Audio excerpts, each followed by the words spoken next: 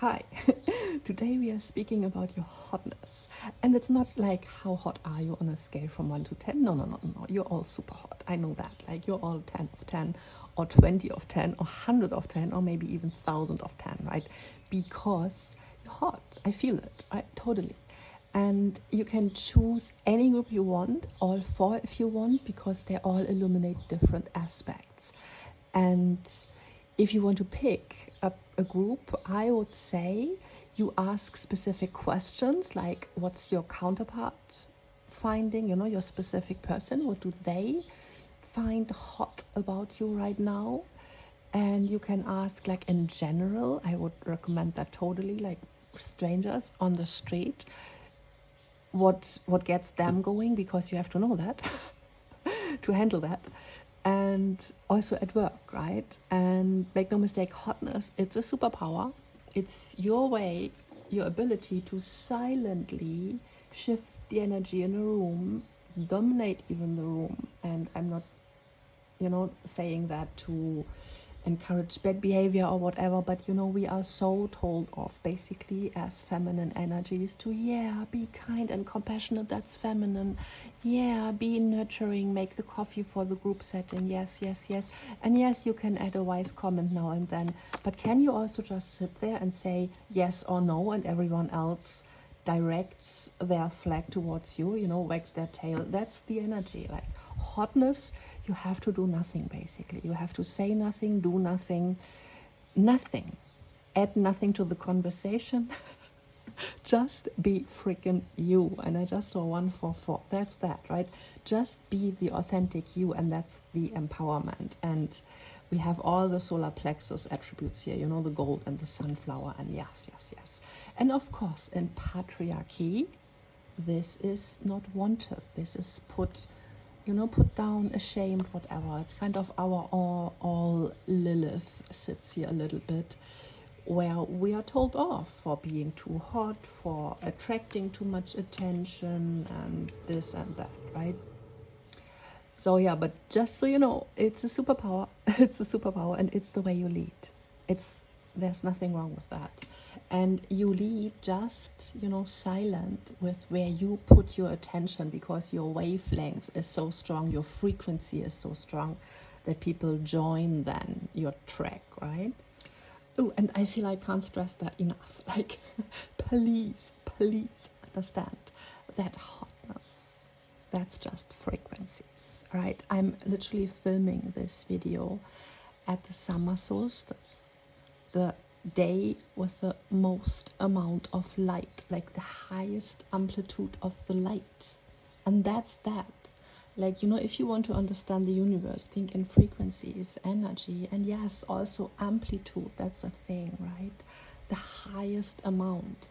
And this is your hotness, and that's of course your superpower, because what everyone wants is feeling high, feeling elevated. This is ascension in its purest, rawest form, basically, like just natural. You have to do nothing. You have to not create a workshop with 10 steps to blah blah blah, right? No. Enlightenment, no. Because hotness, that is being enlightened. Hello. It's your frequencies shining through you, and you can make use of them with creativity and wisdom, of course. And we see that here. And yes, to battle the enemy directly, right? You can do all that. You can make use of your hotness perfectly. But you have to fully understand your superpower there. And you also have to know and accept that you wield power, right? And it's okay. It's just patriarchy and the conditioning that tells us it's not, right? It tells us, tune down, be good, all that. And yeah, of course, a lot of disappointment sometimes leads to be a little bit more on the cooler side here. But still, there's fire underneath here, right? Absolutely. And it's important to reconnect with the flame within. So treat this reading very well and treat it as your flame is speaking to you. and your flame wants to be seen, and your flame wants to be enlarged, and your flame wants to be wielded, you know, and ooh, shine and blossom to the fullest. See the light? Wow, the candle, that's so cool. Yeah. And now when I'm filming this intro, we have literally the full moon and the hottest day of the year. So wow, powerful, powerful energy in here. I love that very much.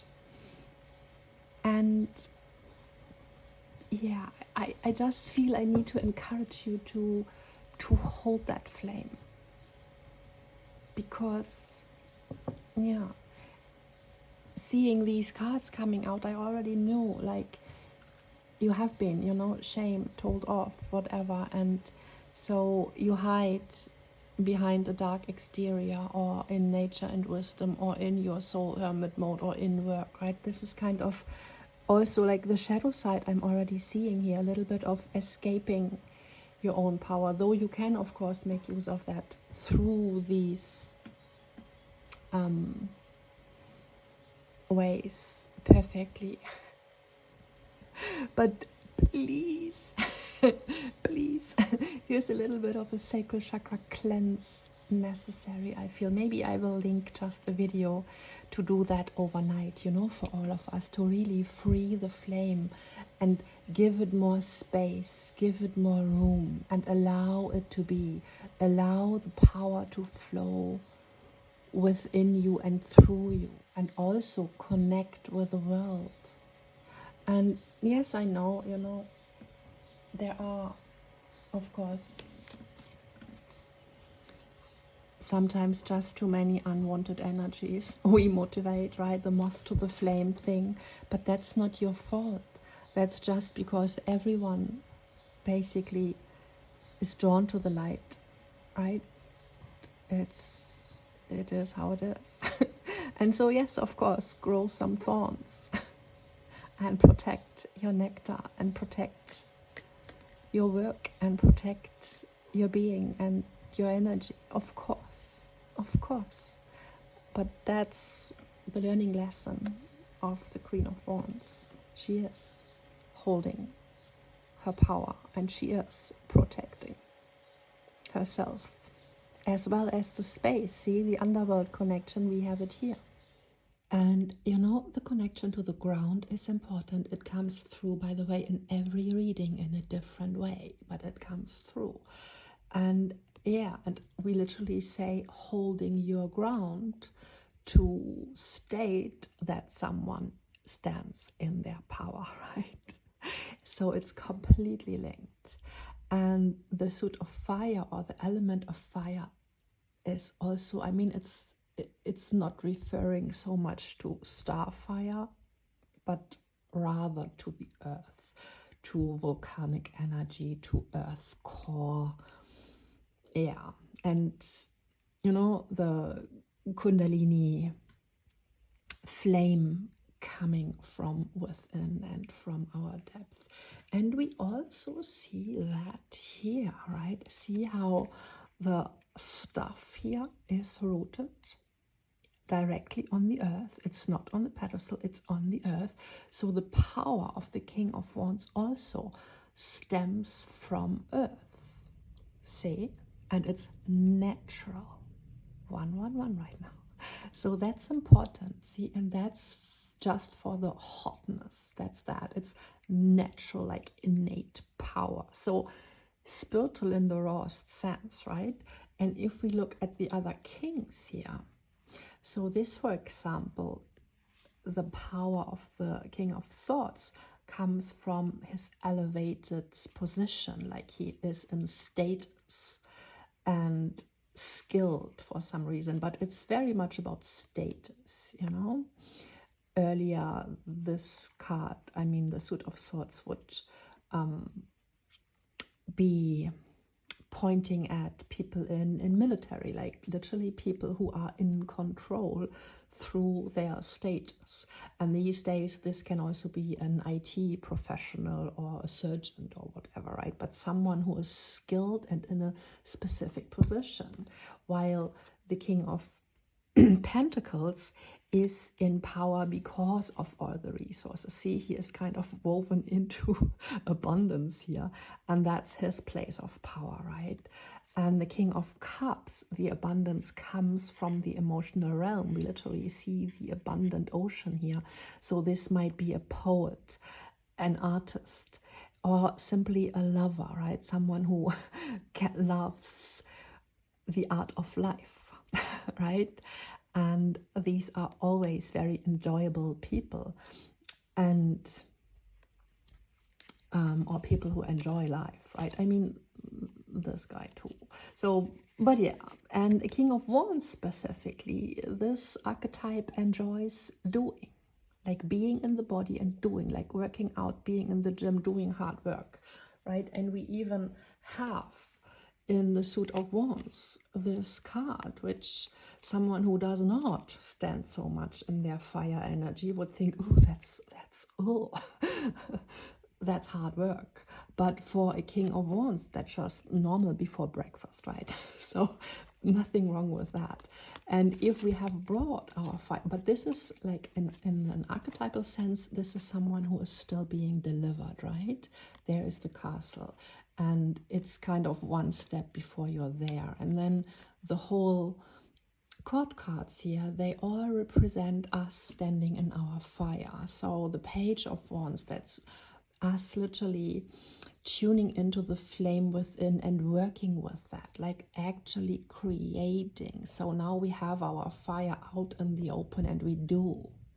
And this is someone who literally goes all over the place and on a mission in the world and animated through the spark within, right? That's enough. Like he does not work for, you know, money or status or pleasure. No, just for the thing itself, like the action itself gets him going, enlightens him.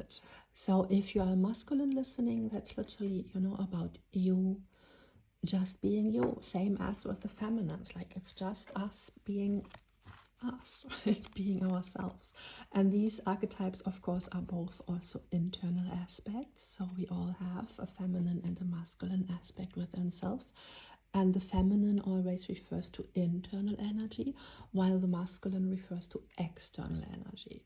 So this is someone doing because he feels enlightened to do it, and he is completely one with his element here. See, and the whole thing with hotness and the frequencies and all that, what I spoke about, it's all just about being who you are, like be as you are. And that's it. That's enough. And claiming the space is so important, because that's the only thing what frequencies need. You know, they need space to unfold, right? And that's, I guess, what I needed to address a little bit thoroughly, because we have literally kind of a suppressed and subtle way of being hot here in all four groups, right? So there is, of course, it's pushed in the shadow a lot, because where on earth can you sit like that and be not either shamed or persecuted, basically pursued to the max, right? So it's kind of risky these days to show up to the fullest, right? But on the other hand, that's what we are all called to step to the fullest into our true authentic selves, on the space we are at, right? We are positioned, and exude our frequencies. And yes, that gets the world motivated, and it's a good thing if we can direct that to where we want it, right? So it's all then in the end about where we direct our energy and where we put the aim, right? So that these people aim higher, maybe, right? For that's what we can do. Like, we can help humanity ascend just through us exuding high frequencies and focusing on higher goals. And all that high, right, is worth nothing if it's not fueled with your flame. And that's the hotness, okay? So now I want to introduce the groups. Group 1 has the Darkwood Tarot. And showing up as a major arcana archetype, it's the High Priestess here in Group 1. Wrapped in emerald, like abundant. I mean, you come with a whole forest. That's very cool. And wisdom, like ancient scrolls here.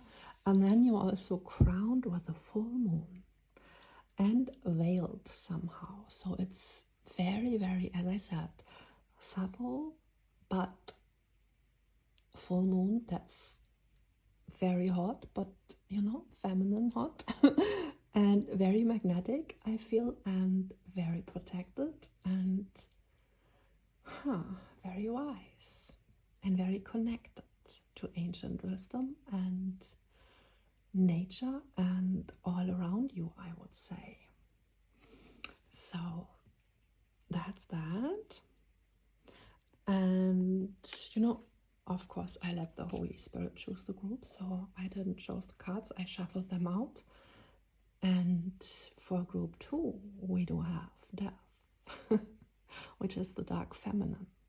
So, wow, very, very, very high frequencies here. So that's a lot about cycles with Death, right?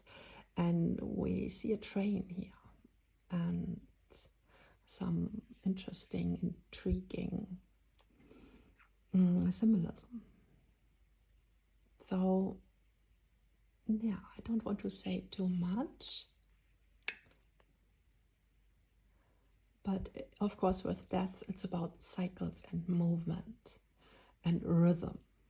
And a train also, you know, a train follows its schedule, its rhythm. It's artificial, but still it's kind of then a natural rhythm. If you live in an urban setting, you have to go with the flow of, you know, the trains and the subway and whatnot. And so it's literally, yeah, the rivers of these days. And even in, you know, Feng Shui, we use streets and all that as rivers. So this is totally about the flow here.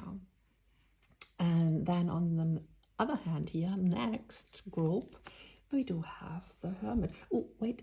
And this is the TV series tarot, by the way. So, and for Group 3, we do have the Witch's Tarot and the Hermit, like another higher arcana, like major arcana. That's so crazy.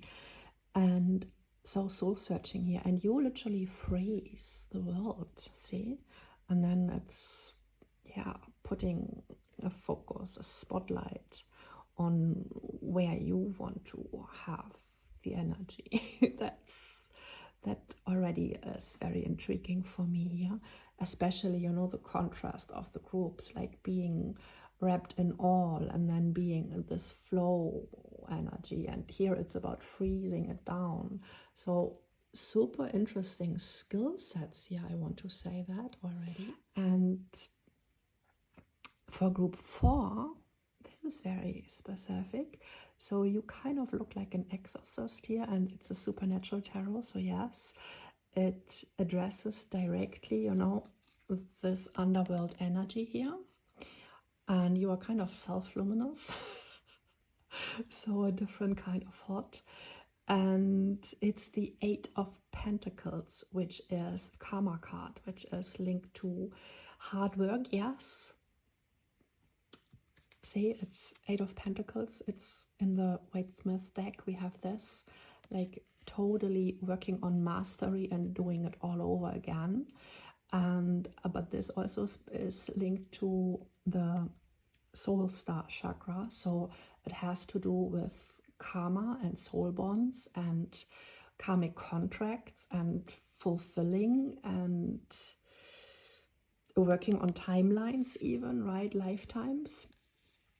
And so that's that here in group 4. And I want to say also already, after I mean, in your reading, some other things wanted to come out, the tea wanted to be spilled. And when I put away the deck after your group, the deck opened it up and like started talking like crazy. And I had a full whole reading on the table. So I will link that reading when it's finished, because here are some things coming through about specifically the karmic things you are working on here, I guess. Okay, but overall, that's just kind of, I want to say, really the archetype of an exorcist. You might resonate with Kali Ma also. And you know, Kali Ma used her hotness to attract demons so that then they can be finished off, right? So very, very hands-on. And now I let you tune into the groups, like just visually with little meditation, so that you can choose properly from your intuition.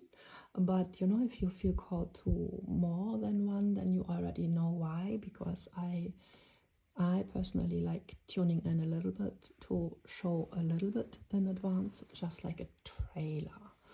And yeah, so that was that, the trailer section. And now you can choose. And I see you in your group or groups. Bye-bye. Now, to pick your group, right? First, choose your question. Like, what do you want to know? Do you want to know about what a specific person feels is hot about you, or do you want to know about strangers at work or someone else or whatnot, you know? Do you choose your question, and then you have to tune into your body to the fullest to be drawn to the right group. And to do that, it's the easiest way to just close your eyes for a second, if you can do that, and take a deep, deep breath and breathe out twice as long. This shifts the nervous system into relaxation, which is receiving mode. And the reading must be received with an open subconsciousness. That's the key for every reading. So let's do that. Breathe in, 1, 2, 3, 4, and breathe out, 1, 2, 3, 4, 5, 6, 7, 8. Repeat. 1, 2, 3, 4, 5, 6, 7, 8. And again in your own time, as long as you need it. You can obviously pause the video to have all the time of the world. And when you open your eyes, when you feel you are completely owning your body again, you are in there, you know, you are breathing, every muscle and every fiber of your being is breathed and filled, fueled with spirit.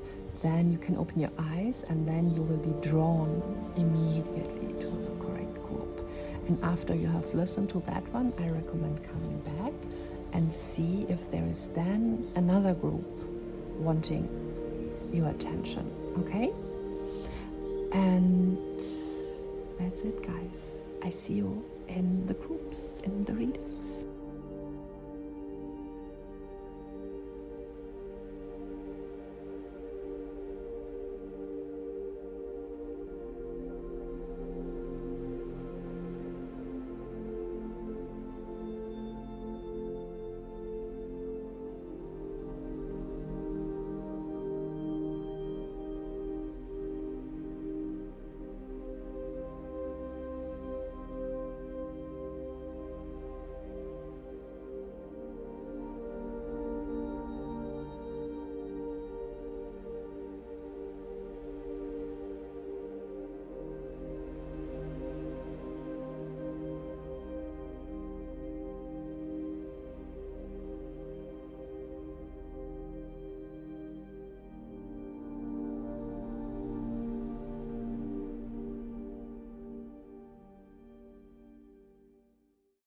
Hi Group 1. My name is Kat, by the way. I didn't say that in the intro. So what we will do now, we will see, this is the deck how I shuffled it to get your card, right?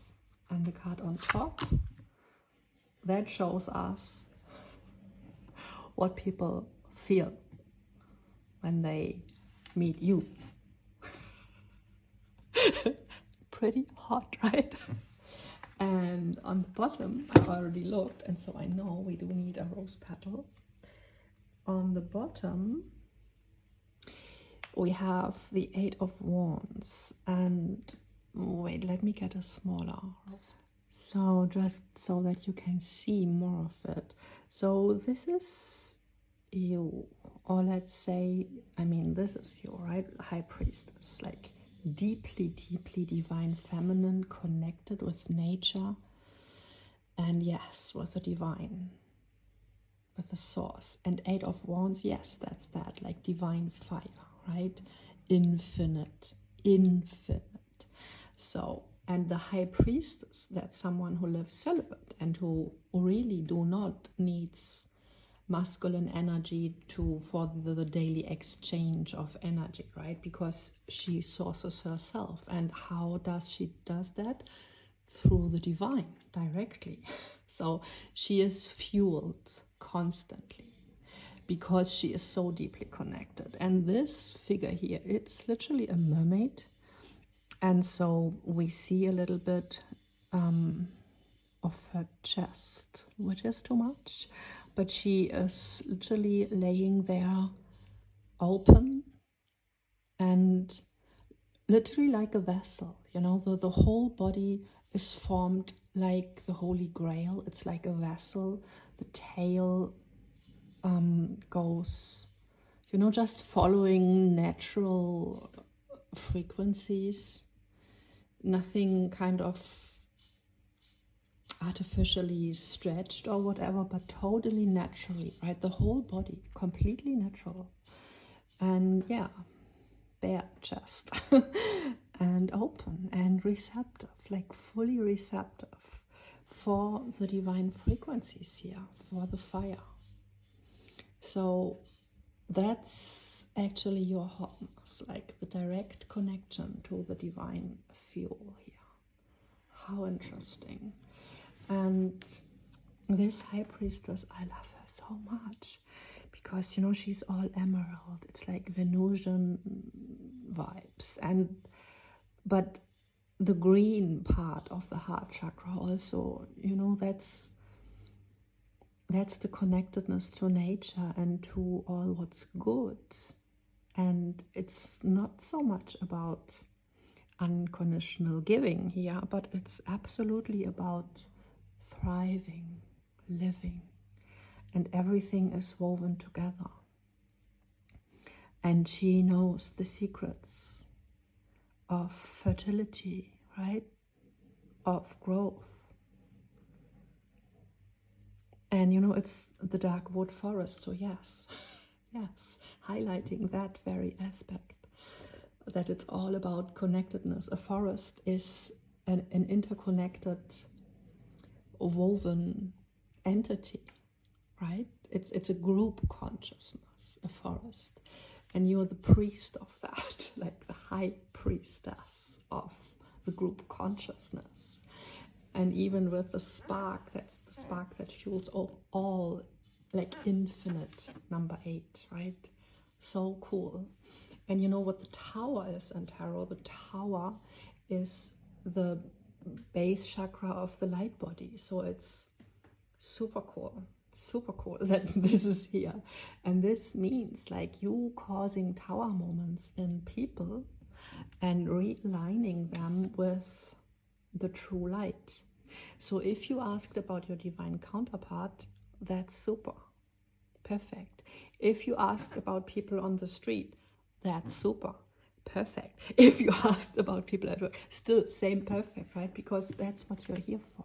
You're here for, in this world, like that's the divine mission, I guess, to ground the light, right? The tower grounds the light. It's this cool chakra which is first above our head quite a bit, And then when it's activated, meaning when everything, you know, BS, what's in the higher chakras really is gone, then this chakra switches below your feet. And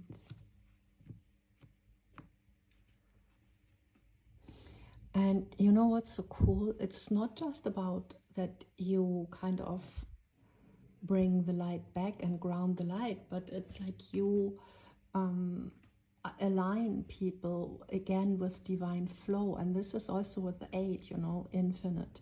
8 is all about the flow, and this very chakra grounds the light body and reconnects us with the divine flow,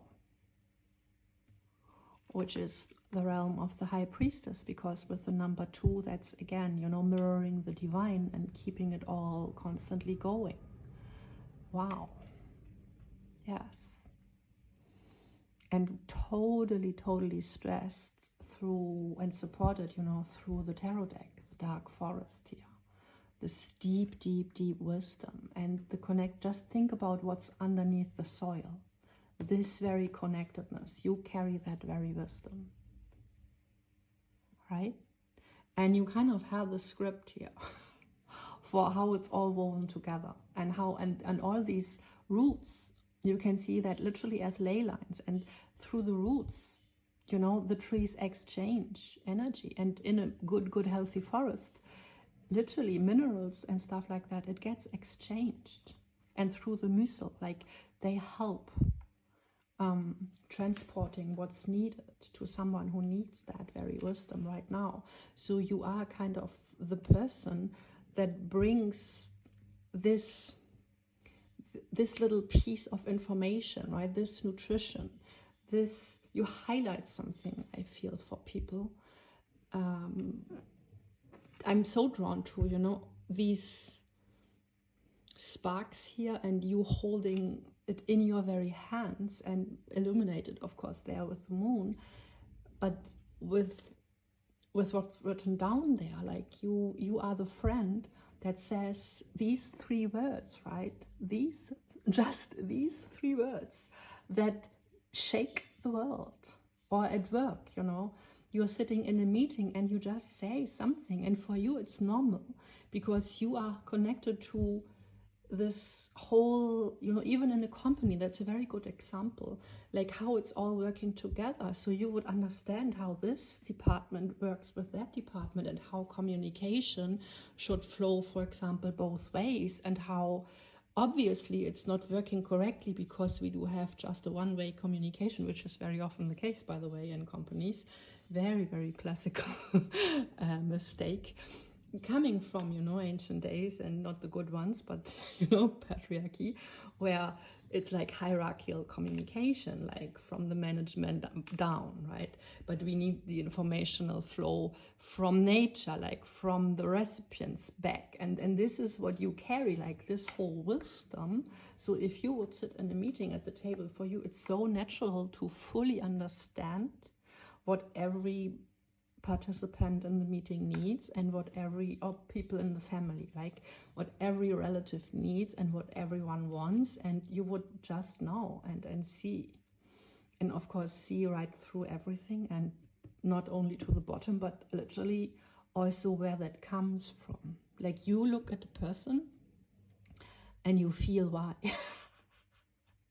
And I want to say that's scary also, but it's hot. Like, it's scary but hot, right? Because you're the kind of mirror that makes everyone naked. Like, everything what their ego basically had constructed in the mind, it's like blown away in a second, like instantly, right? This is instant. And you are so connected to this eternal knowing that you're kind of always up to date, right? Because you are connected to the flow and to everything alive. You hold that connection. So in every present moment, you are the gateway to what's important right now. Like, you could say at any moment the right word.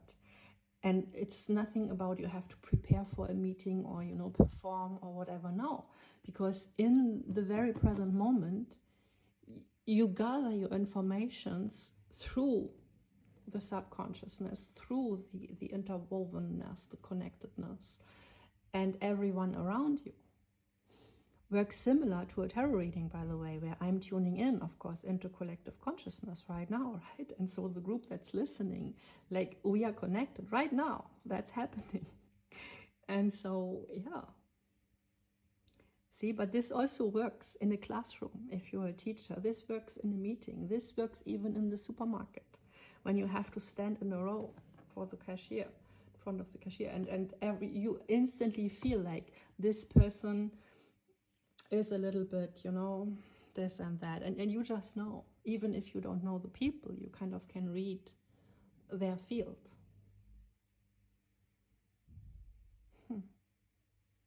Okay, what I want to do also with the Manara Tarot, shuffling a few cards out for the reaction, that's very interesting. And here we will have to cover up a lot, I guess. Okay, oh, okay, 2 cards, that's nice. Let me look first.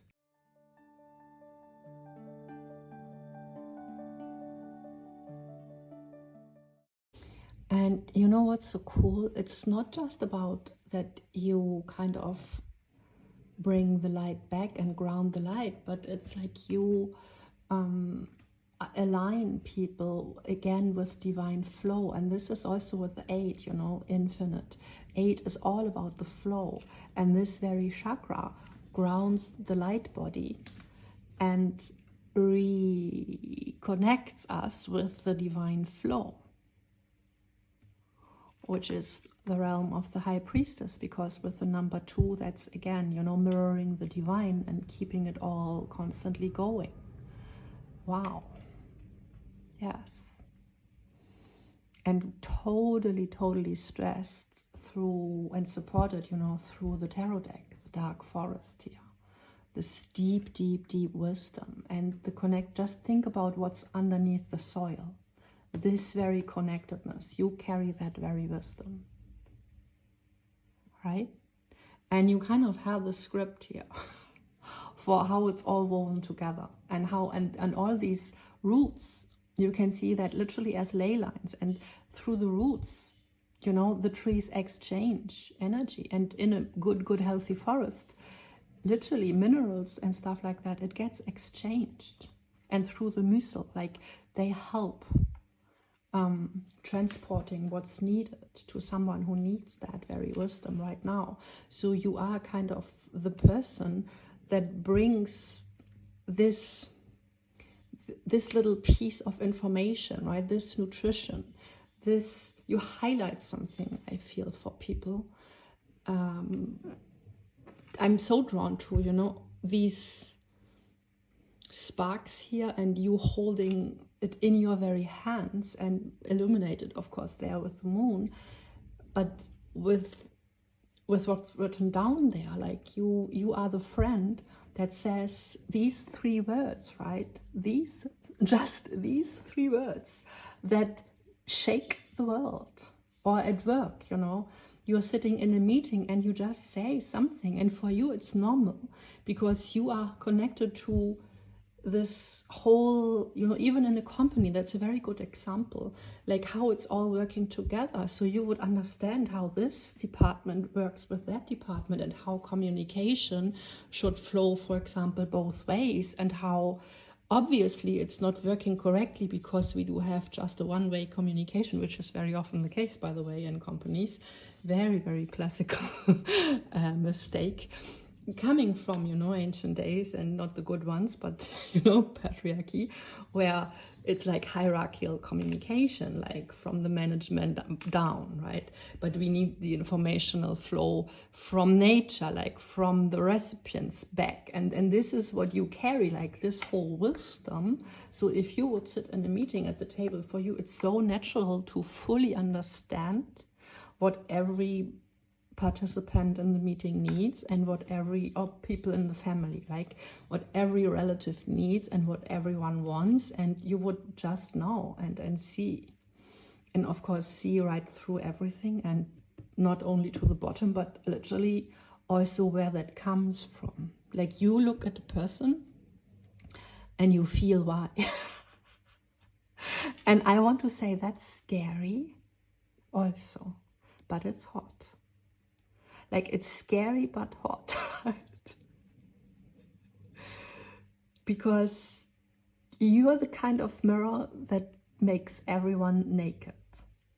Like everything what their ego basically had constructed in the mind, it's like blown away in a second, like instantly, right? This is instant.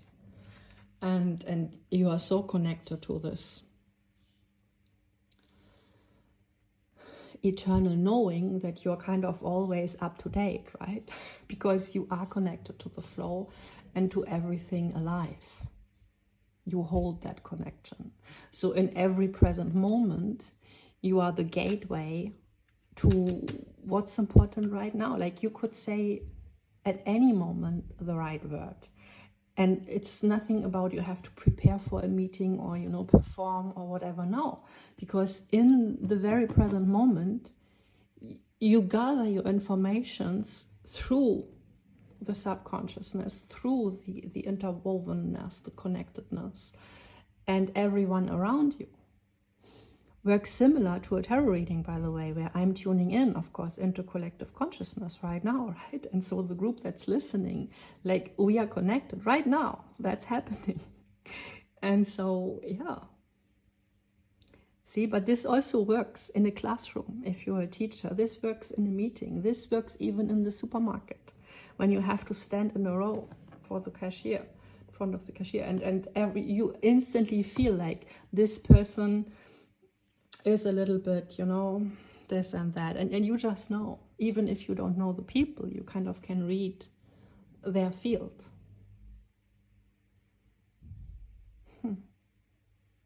Okay, what I want to do also with the Manara Tarot, shuffling a few cards out for the reaction. That's very interesting. And here we will have to cover up a lot, I guess. Okay. Oh, okay, 2 cards. That's nice. Let me look first. So that's pretty cool, actually. So we do have Justice. And yeah, in this tarot deck, it has the right numerology. Wonderful. 8. Justice has the number 8 because Justice speaks about this infinite, right? As above, so below. And we, through multiple timelines, lifetimes, people, whatever, situations, we exchange karma. Like we bring it down again. You would understand that, I guess. I must not lecture you on that one. But yeah, Justice number 8. And see how interesting. It's like the Palestine, or maybe not Palestine, but yeah, kind of near East here, where we do have a lot going on, which might look different on the surface than it looks if we really look into the lines, like the whys, right? And with politics, I mean, I do not speak politics, but one thing we can see with politics, of course, always is where does the money flow? And this is again with the roots, like from where is the supply coming and who gains what? So this is all you have to understand, and what's been spoken about or told as the narrative in the news, that's not what's happening, because what's really happening is the exchange of wisdom or intelligence or resources or power or whatever, what happens underneath the ground, right? Literally in the underground. So you carry that energy, right? And you also bring that to the surface and see how nice that is. It's like, yes, behind the door. It's like, yes, like you stand in the corridor. You could even be, you know, the cleaning woman in the corridor while there's a meeting going on, and you're the only one in the whole building who understands what's going on, right? Because you observe and you know, you understand. You see the threats. And yeah. Very cool. So what's very hot about you and what people feel, it's like, oh, she knows. Like, I mean, look at the eye here. And it's mysterious because we don't see the left eye, so we don't know actually what you feel. Isn't that interesting? That's also a trait of the High Priestess. We never know what she feels because she is so interpersonal, right? She is not even there. She's just in another realm. And here we have the same image, like you're outside, kind of, behind the fence here, behind. You see, it's totally similar to the High Priestess. Like you're beyond. Backstage, kind of, right? Beyond the veil, 1 foot beyond the veil. But you stare into this realm. And with the right eye, you absolutely 1000% observe everything. And so you know everything. But what you do not show is your internal reaction. That's your secret. And that's what makes you hot. Like you know how everyone else feels, but no one knows how you feel. Ha! That's cool. And this is what's, of course, shaking, because for a lot of people, especially if we go back to dating, right, this is all about performing and kind of having a little bit of control, because we know, yeah, they like me. But with you, it's like, do they like me or don't they, right? No one knows. Like, where are you standing? And even with that card, we see clearly where you are standing in your own very realm, right? It's the 5 of air. And we see a female here, where I had to dress up your behind. I'm so sorry. Air flowing free, butterflies around, a lot of air, by the way, a lot of butterflies. And you just go on and take the transformation. And it's Venus in Aquarius. So yeah, it's like, okay, I go absolutely beyond everything what I thought was real, right? Aquarius, that's very, very high frequencies. Again, the spiritual connection here, completely otherworldly, but high mental energy. So now we have the deepest soils and the highest air, right? That's very, very cool. And you know, first, when I was shuffling out the cards, you're obviously group 1, so I started with you. And the first card that stuck to my fingers was the Death card. Speaking about deepest, right? But then group 2 also had Death. And because this wasn't flying out, you know, in your group, but just stuck in my hand, I shuffled anew. And they gave me the High Priestess, and I understood the message. So yes, that's absolutely. But I wanted to also, of course, mention that Death card is kind of present, right? It's about that. It's about the nature, the depth, these recycling in the soil, and that you just hold the power in that realm. But because you do that, for other people, how they view that, you're unreachable, kind of, because they can't get you. With their human strategies, performance, mind games, whatever, you are unmanipulatable. Absolutely. Absolutely. So no one can come to you with no BS, right? Because you would just turn around and move on, right? And see, here's a hand, they try to get you and hold you. But you're like, nope, I'm transforming, I'm growing. And 5 of air, that's all about a mental growth, right? Taking the challenge, solving the problem in the mind. And yes, you do that. You grow from conflict. Isn't that pretty strong? Like, wow. And justice, of course, you know, with the sword and the scales, very often how we see it also, of course, connection to the mental realm, but the higher, again, the higher mental realm. And here we have Leo in this specific deck assigned, which, well, that's the divine, right? Divine Father. That's like, yeah, this is how it is. The spark again. So very powerful. let me sum it up. And I'm feeling like a charm. Yeah, so I'm very clear sentient, so I will just, you know, sense what want to come out while I'm thinking again here. This one, okay, how interesting. Ooh, a wheel. Okay, so what I see with that, it's like you are, we had that with the flow, right? You are kind of constantly moving with the flow, absolutely. And that's kind of the main thing. And you can only do that because you are connected. See, with the 5 axis here, even, it's like a star energy, and this is the human, right? The 5, we have that here too. So you take the human struggle, like for real, you get it. Or you are not, I mean, you are very highly spiritual, but you are not, you know, delusional and up in the cloud and fantasizing about someone from another planet coming to rescue you. No, you know, you are here stationed, right? And I don't know, it's kind of your, I don't know, whatever you have going on, like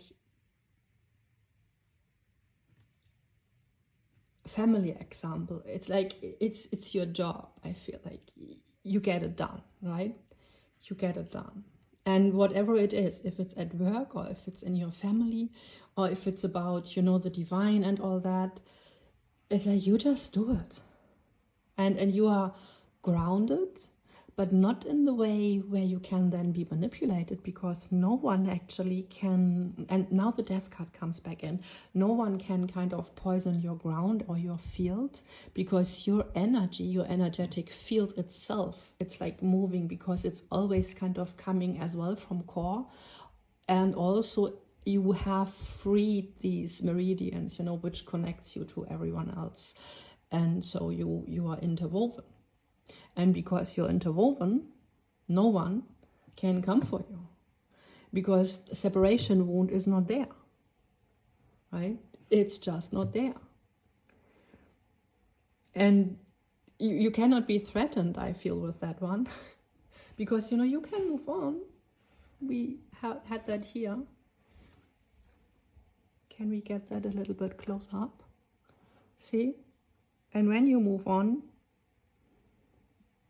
you absolutely find your path, right? Even in the wilderness here. And there's no doubt that you're going, right? No doubt. Like, you have turned around and you're going. And the dress, it's kind of, yeah, not much of a dress left. It's kind of, the storm had destroyed it most.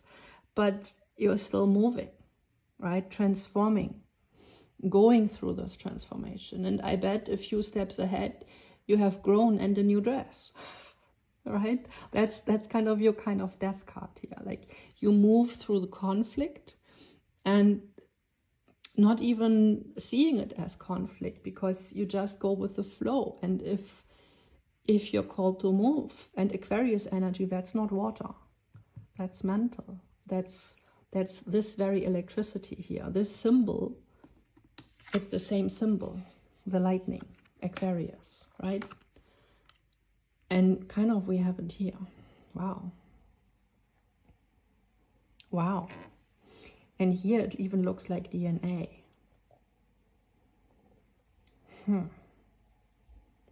Yes, and with the justice, see, ancestry. Yeah. So you're just intense, powerful. I need to say that again. And this is what makes you hot.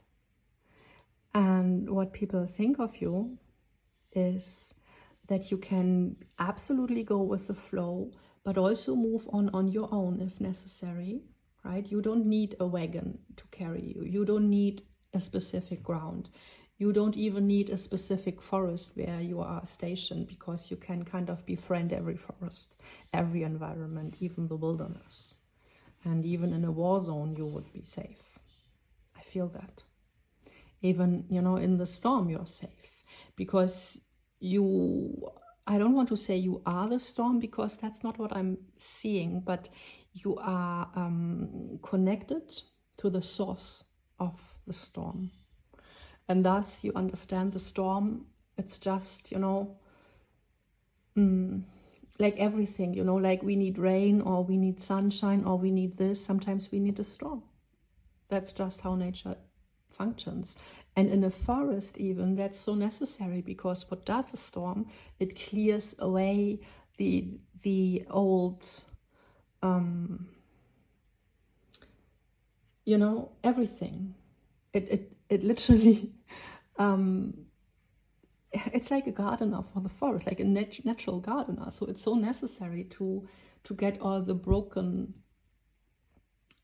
things out of the forest, the branches and everything, like clearing up the undergrowth. And then, yes, it falls down and it builds the undergrowth, and then of course, you know, it gets again recycled. But yeah, what's in the crown again, you know, what's not necessary in the crown. And then of course more light can get in the forest. Just see that image for a second with me, what I'm seeing, like the forest, and then, you know, the highest ranks of trees, right, they get a little bit too strong. And then there are too many branches capturing the sun and kind of taking all the resources for themselves. And then the storm comes in and cuts a few of those branches, and then they fall. And then, of course, these trees can thrive better too, but also everything beneath that, right? And so it's kind of these layers we have in a forest that all live together perfectly. And even in one tree we see it, how specific branches kind of rot silently, and then new twigs are thriving, and everything is blossoming then again in a better direction. You know, this is also how we go with the flow, like we shift direction. And 0707 right now, yes, Chariot. Nice. And this can only be if we can hold the balance with becoming and letting go. And that's, yes, that's that. Like becoming, you hold it all together, but the wisdom you hold together is you absolutely understand both the becoming, you know, here you get all these downloads, and this is like super high energy coming in for growth, like this is maximum growth, but we also have maximum destruction here, right? And realignment and all that. And wow. Okay, so I guess that's that. And if you asked about a specific person, let me tune into that also a little bit. Then of course it's about, wow, like you're untouchable and unshakable, and if anything was going down, you know, fallout, mistreatment, whatever, you bring your self-justice, you bring justice to the situation, you observe, and you absolutely act on your own morals, and you move away from the situation and back to yourself, right? Absolutely back to self-centeredness and interconnectedness within your realm, and the divine, like completely sovereign. Like super good. And this is groundbreaking and shaking, because this card represents, of course, how other people, you know, perceive you and how they react internally. So you absolutely, completely, totally bring their ego down. So this is perfect. I want to commend you. And if you are on a counterpart journey, well done. Like, well done. Go ahead. Stand right. Yeah, perfect. Like perfect. Like observe what's just and what's unjust. Be very clear and move away from conflict. Like pave your own path and stand, you know, even if you stand in rags and with no resources, but you move on, you move back, you know, to core here. And I love that we do have even a moment there. Like this is deepest, rawest, purest core frequency here, fully connected, like super cool.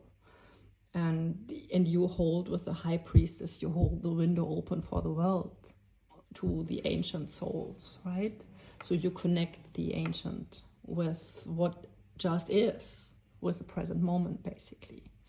And I mean, this is in a way, as I said, groundbreaking for everyone, and the ground needs to be broken open so that the seeds then have, you know, a good soil to then thrive. And with justice, this is even what justice needs to do, like breaking it open. So if you have, and I'm planning a reading right now about what's in the divine counterpart connection, what's in just, you know, what's in between you, kind of karmic baggage, karmic things that need to be worked out. And so this is kind of what I see here also, like you absolutely can transmute the karma through these very actions you take here, or non-actions rather, I would say, a lot of the time. Because you being silent, you not showing your emotions, right? That's what makes you like extremely attractive. You turning your back on the situation, that's what makes you extremely attractive. And then they are like, oh, wait, now I think I made a mistake and I want you back, right? But this is the energy, of course, you need them to be in. Tower needs to fall down completely. Earth needs to be shaken up completely. Earth needs to be, you know, rattled and shocked on everything, so that then, you know, correct seeds can be planted, and then, yeah, with the death, then transformation can happen. So that was just, you know, for divine counterpart, where you are at. And yeah, so you can clap you on the shoulder and say, yeah, well done, that's good. And keep that going, right? Keep that attitude, like do not show your emotions, turn away from conflict, retreat in your silent wisdom, oasis here, and converse, like reload yourself, like fuel yourself with the divine spark here. See, we have it right under the candle. So yeah, and fuel your root chakra, which is all about earth, living, present moment, with, of course, obviously nature. We do have the dark forest tarot, so forest, trees, plants, that's very important. Interconnectedness is important. You have to fuel your hotness in nature. Okay, this is what brings you this emerald glow, this Venusian superpower that you embody. Okay, no matter gender, of course. You can be a very Venusian man, and that's cool. And yeah, so okay, that's it, group 1, that's it. I'm impressed. Maybe I see you in another group, and if not, I wish you all the best. And please like the video, subscribe and whatnot, and I don't know, check me out. Everything would be linked down below, I guess. And I wish you a wonderful day and a lot of hot days and nights, maybe, I don't know. But I mean, hotness, that's, I kind of need to say that, that's not something that is related to anything at all, you know. It's, of course, if the sun is shining very hot, we kind of get reminded and our own energy gets kind of, you know, with the tomatoes always, they only grow to their fullest potential when they have enough sun. So of course, you know, we do need enough warmth and hotness, even 555 right now, to grow to the fullest. Yes, that's true. And especially if you are someone who likes to retreat and be in solitude, yeah, but then go, you know, and commune with the forest, with living beings, because even if you just do have butterflies and bees around you, still that's fertile energy, right? The bees, what are they doing? They are yeah, they are doing the SEX for the plants, right? So this is very, very, very fertile and potent energy in nature, always there, like always humming. And this is, you know, this life force, we have that also within ourselves. And with all the green here, you need to be fueled to the fullest. right? Especially because you are in solitude right now, I guess, right? So this is kind of a guidance part that you have to see to it that you are fueled to the fullest, okay? And we literally see that here. It's more like olive, and you get the fresh sparks in, you soak it all in here, and so that you can stand in your fullness here, right? And you in that fullness, that brings the towers down then, the egos. Like, I would also say you are maybe like a narcissist's worst nightmare or something like that, you know, this type of person who can literally shake the egos, who are not used to that. I want to say that, because if someone runs around with a tower like that, they are not used to be walked away from, to be judged, because they think, well, I'm this and that, can't you see? I'm this and that, I'm shiny big object here. And you're like, yeah, maybe, but you know, if I look on my list, nope.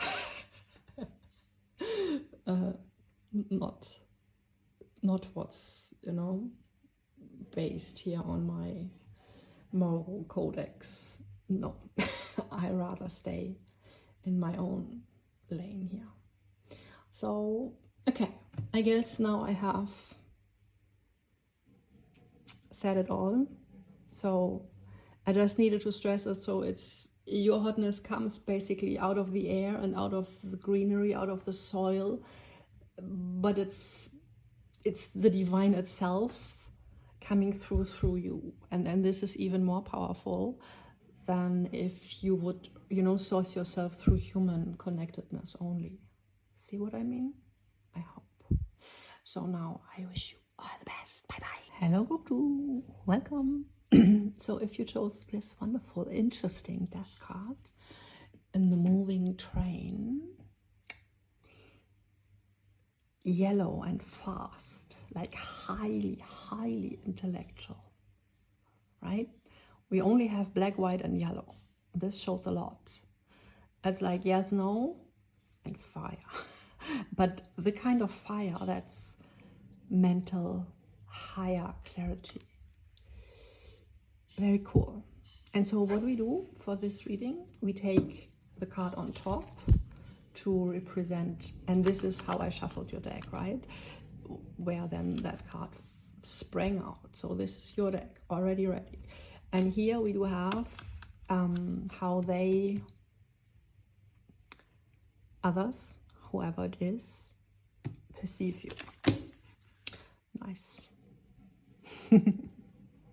Nice. Like ever growing. That fits. Super cool, right? You on this yellow train, future is coming, yeah.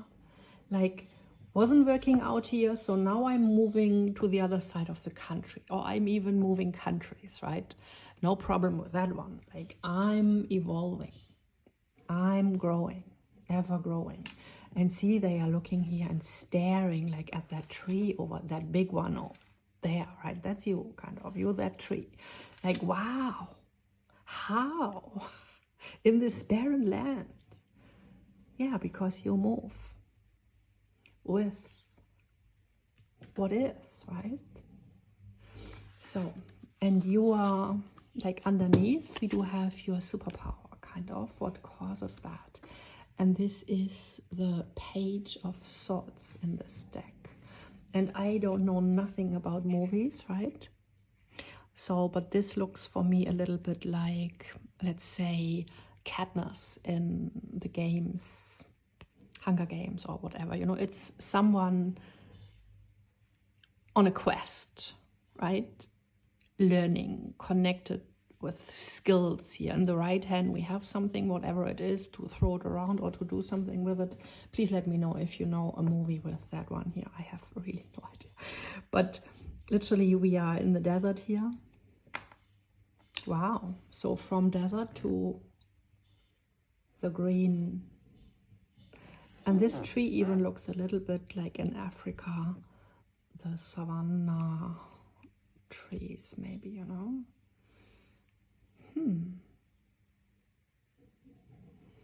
I'm getting absolutely, see how nice that goes with the train here, the color. It's like you find your track and you find the best track, even with Katniss coming through. And she doesn't look like, but I got that, you know, I channeled that. So we have to go with that. And she was very, very skillful with, even before she went into the Hunger Games, you know, she nurtured her family. Wow, so that's a thing here, like nurturing people who are dependent on you and going with whatever is necessary, right? Maybe you do, maybe you are a single parent, or you had to move for work or for family or whatever, and you just do what's necessary, like whatever is best, because obviously we go from desert to absolute greenery. So this also tells me a lot about your financial skills here, like your abundance. The wands, that's linked, 3 of Wands, it's linked to the Empress, right? It's the potential of growth here, which is overwhelming. So people see that when they look at you, when they look at your skills and how you are able to hop, you know, aboard and move, just go with it, just move. Like learn something and then boom, go, do it. I'm on. Like I'm on track, I'm on, I'm moving, I'm going. I'm there already. Like yesterday I applied, today I'm here. Like, yes, I do it. And then next day you have your salary, and then yes, cool. Like, and last week you were somewhere hanging in the desert, and maybe, you know, let's just take a picture scenario, like storyline. Maybe, you know, single mom and the father has left you or whatever, right? And then you're like, oh, no, not taking that. So I'm not hanging here like somewhere in the Middle West where there's nothing, right? and no, I'm jumping on my train and boom, go for it.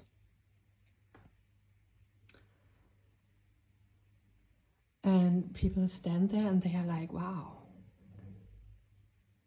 wow, you are so... See, if you just see the tree compared with the land around, I mean, there is nothing you can compare this tree with, right? Like the tree is a full ecosystem, it's fully grown. And around there is just plain land. So you absolutely, like, totally, like, intensely stand out.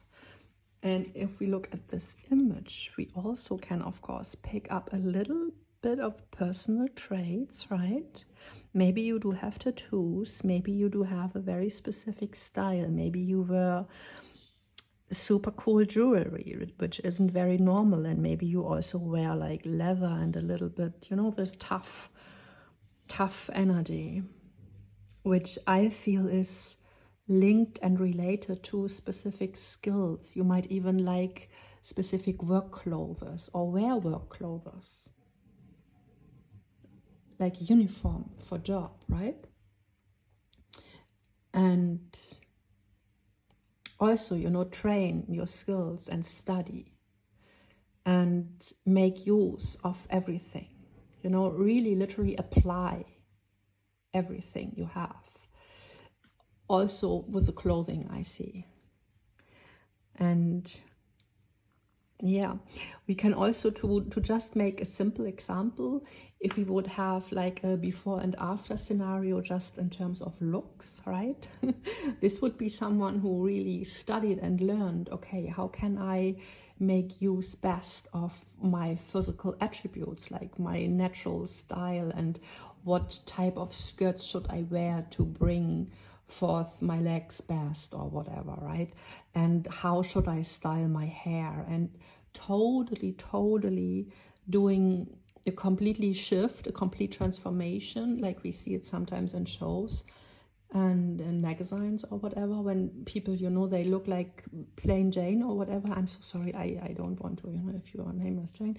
So, but yeah, just someone who would be like gray mouse or whatever, just, you know, having a t-shirt and jeans and sneakers and not thinking about specifics. That's not sword energy at all. You know, the sword energy is, even if you wear jeans, sneakers and a t-shirt, we would recognize in your sneakers maybe the threads are kind of a little bit specific, or the ornaments on the sneakers kind of catch up to whatever you have, right? And even maybe the thread in the jeans has a specific color, or there is something stitched, which is again very specific, like little things. This is all swords energy, because that's this mental extreme ability to catch attention, I want to say. And I have an example for that from my early work life, where I was working in a jewelry company in Hamburg, and we did a lot of things in Hamburg with metal, but we sent also some things with where we would have with in Intarsia, you know, like compound jewelry where it's all, you know, put together.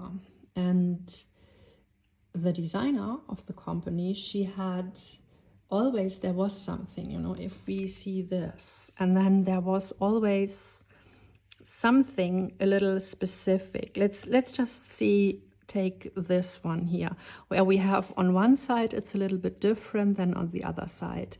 And if you give this order then to the factory, very often the art pieces came back and they had evened it out. Like the very piece, the very stylish element, the very little thing that would cause friction, that's interesting. Okay, friction, I wanted to say, that they would have erased and made it completely even. Like, again, even. And no, you stand out, right? You stand out because you have something. Maybe even if you would comb your hair in a certain way, you would have, you know, it would be special. Like just this little thing, this little friction. That's swords energy. And which draws the attention, right? It's like this line, and where you cannot look away, because this is also, you know, how we have like beauty marks or whatever in the face. This is this kind of energy where it's like something specific, something very specific, which could not be replicated, and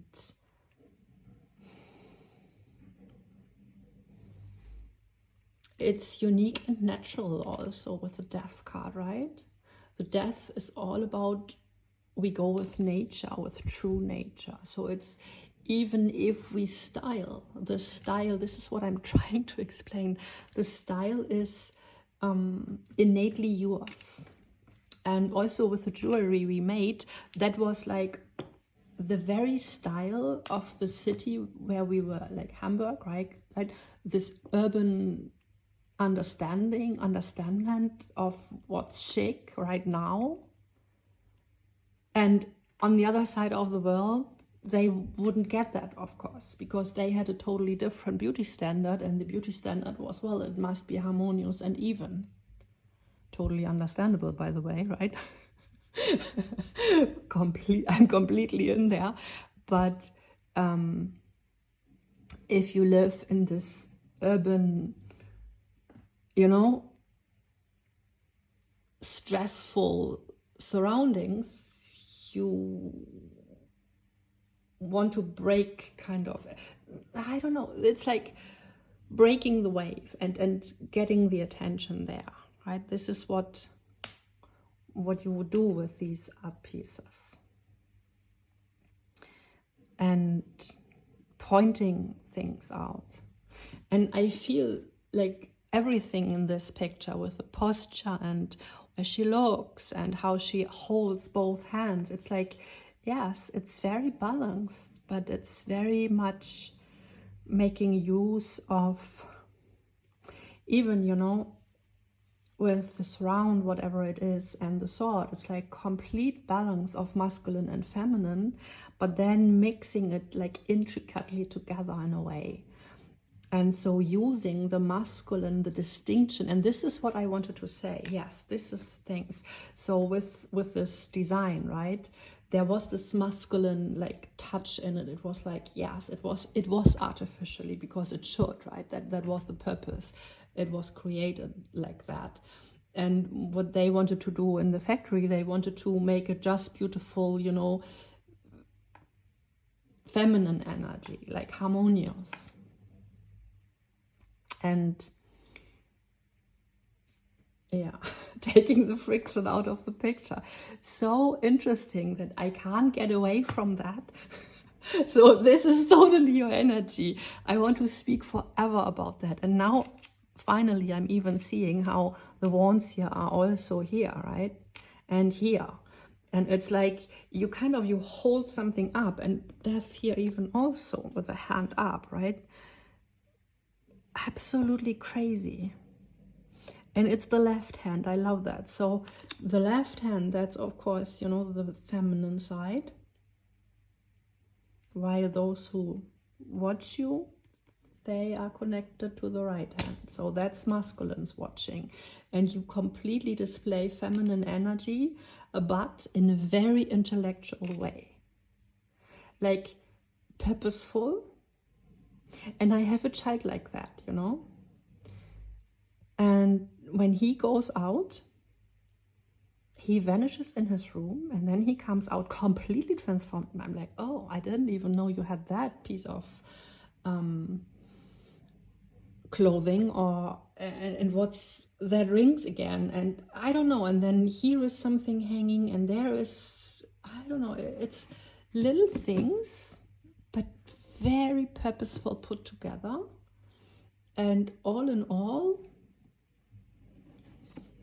and I always, of course, think like spiritually, like as if it's like he's a walking prayer then, right? He is completely connected with, I don't know even who that all is, but a lot of things, everything with a specific meaning, of course. And this is what I feel here. Like if you have tattoos, you know your tattoos, right? It's not like, oh, I saw that somewhere and I liked it. No, you know specifically why you do have that tattoo and what that means for you personally.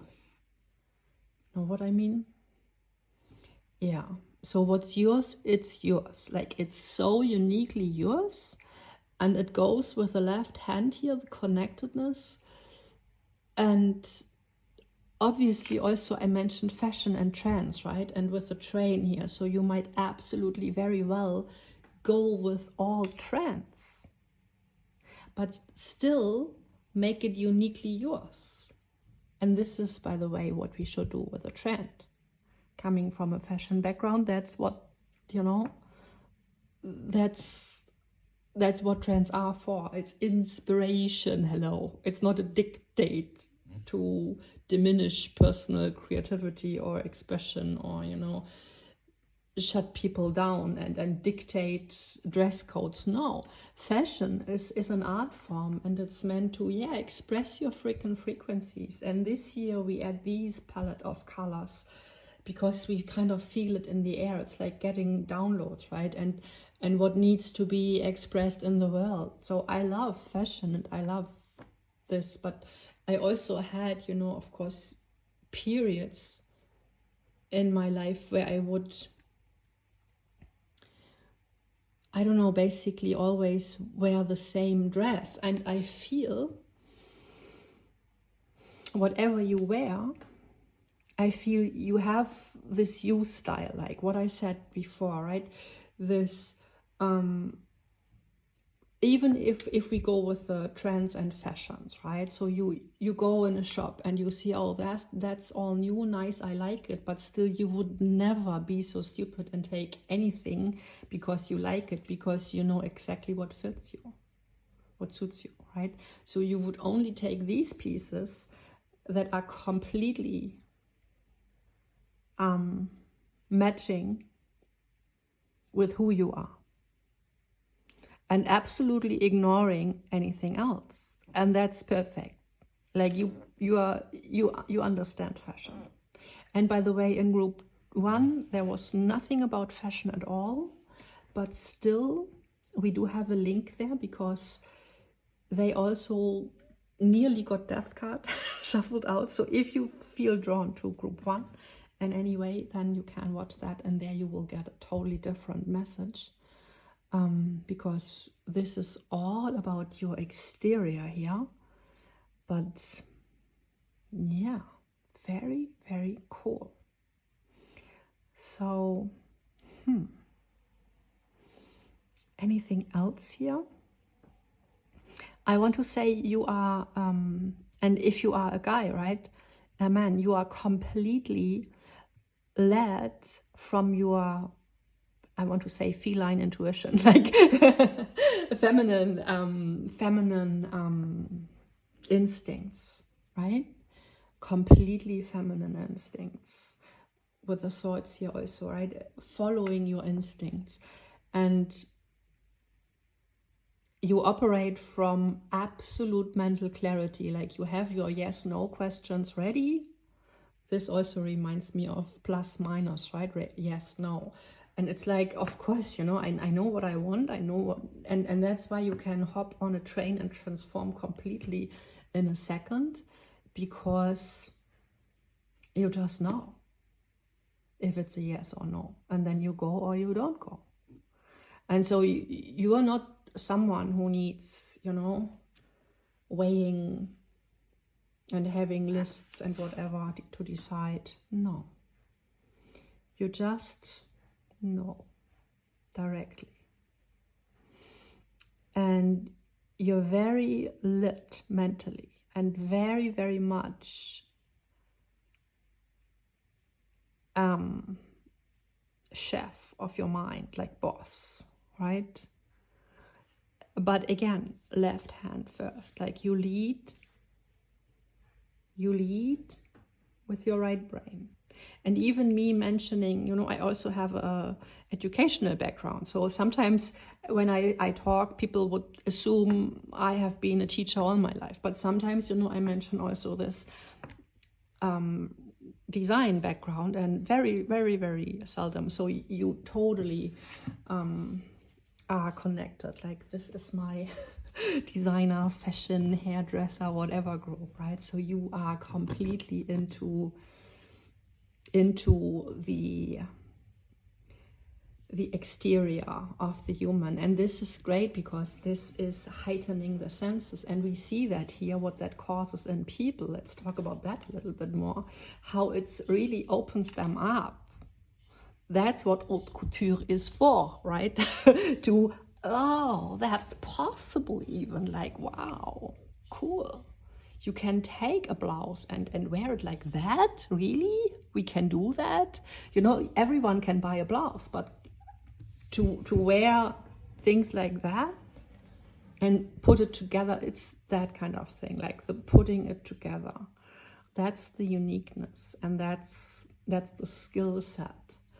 And this goes with all specific, let's say, you know, like more darker fashion style or whatever. This goes, of course, for every fashion style.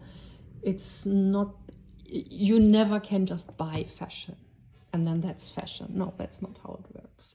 It must be woven together with your, you know, who you are. And that's the spiritual aspect of it, of course.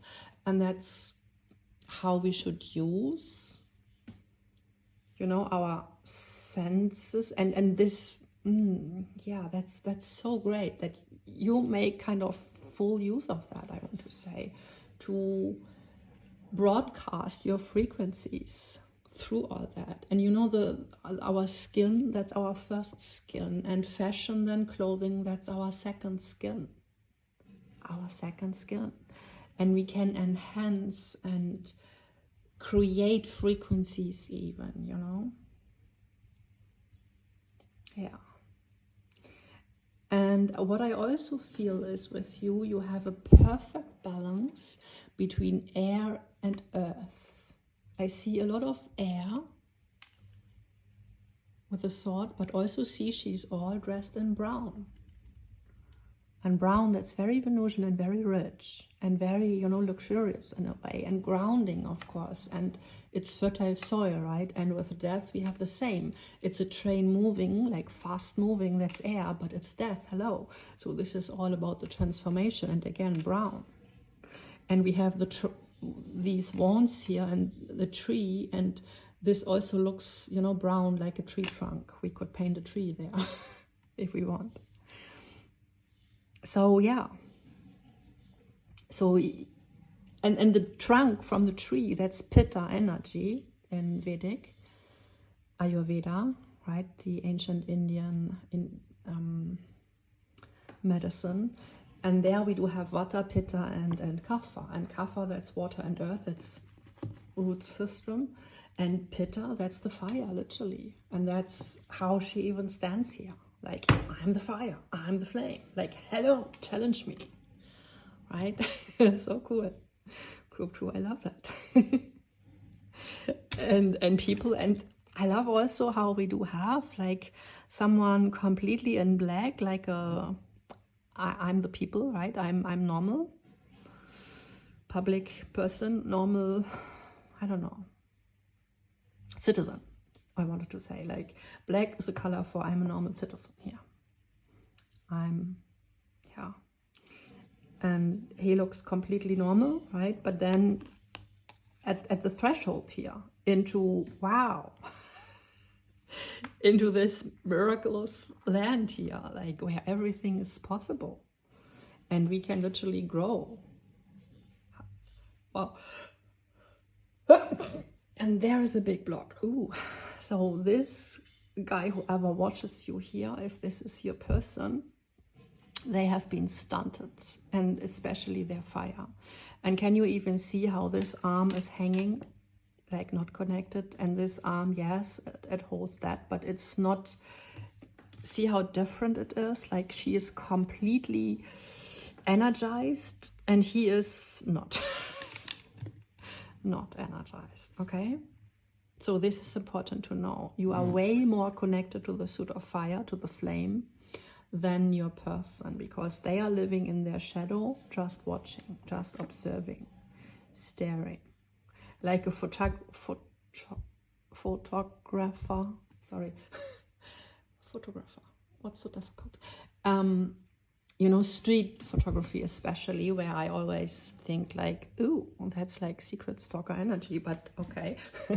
So they like to look, right? They like to watch, they like to observe, because they like to see life in action, but they kind of are too afraid to step fully into the picture themselves and to mix and mingle and then be with life, be in touch with whatever. So let's see what we can get more with the Manara, okay? So I will shuffle out and then I will have to cover. Okay, there we are. Now I will have to look secretly. Ha, great cards for that reading. I love it. So Queen of Earth here.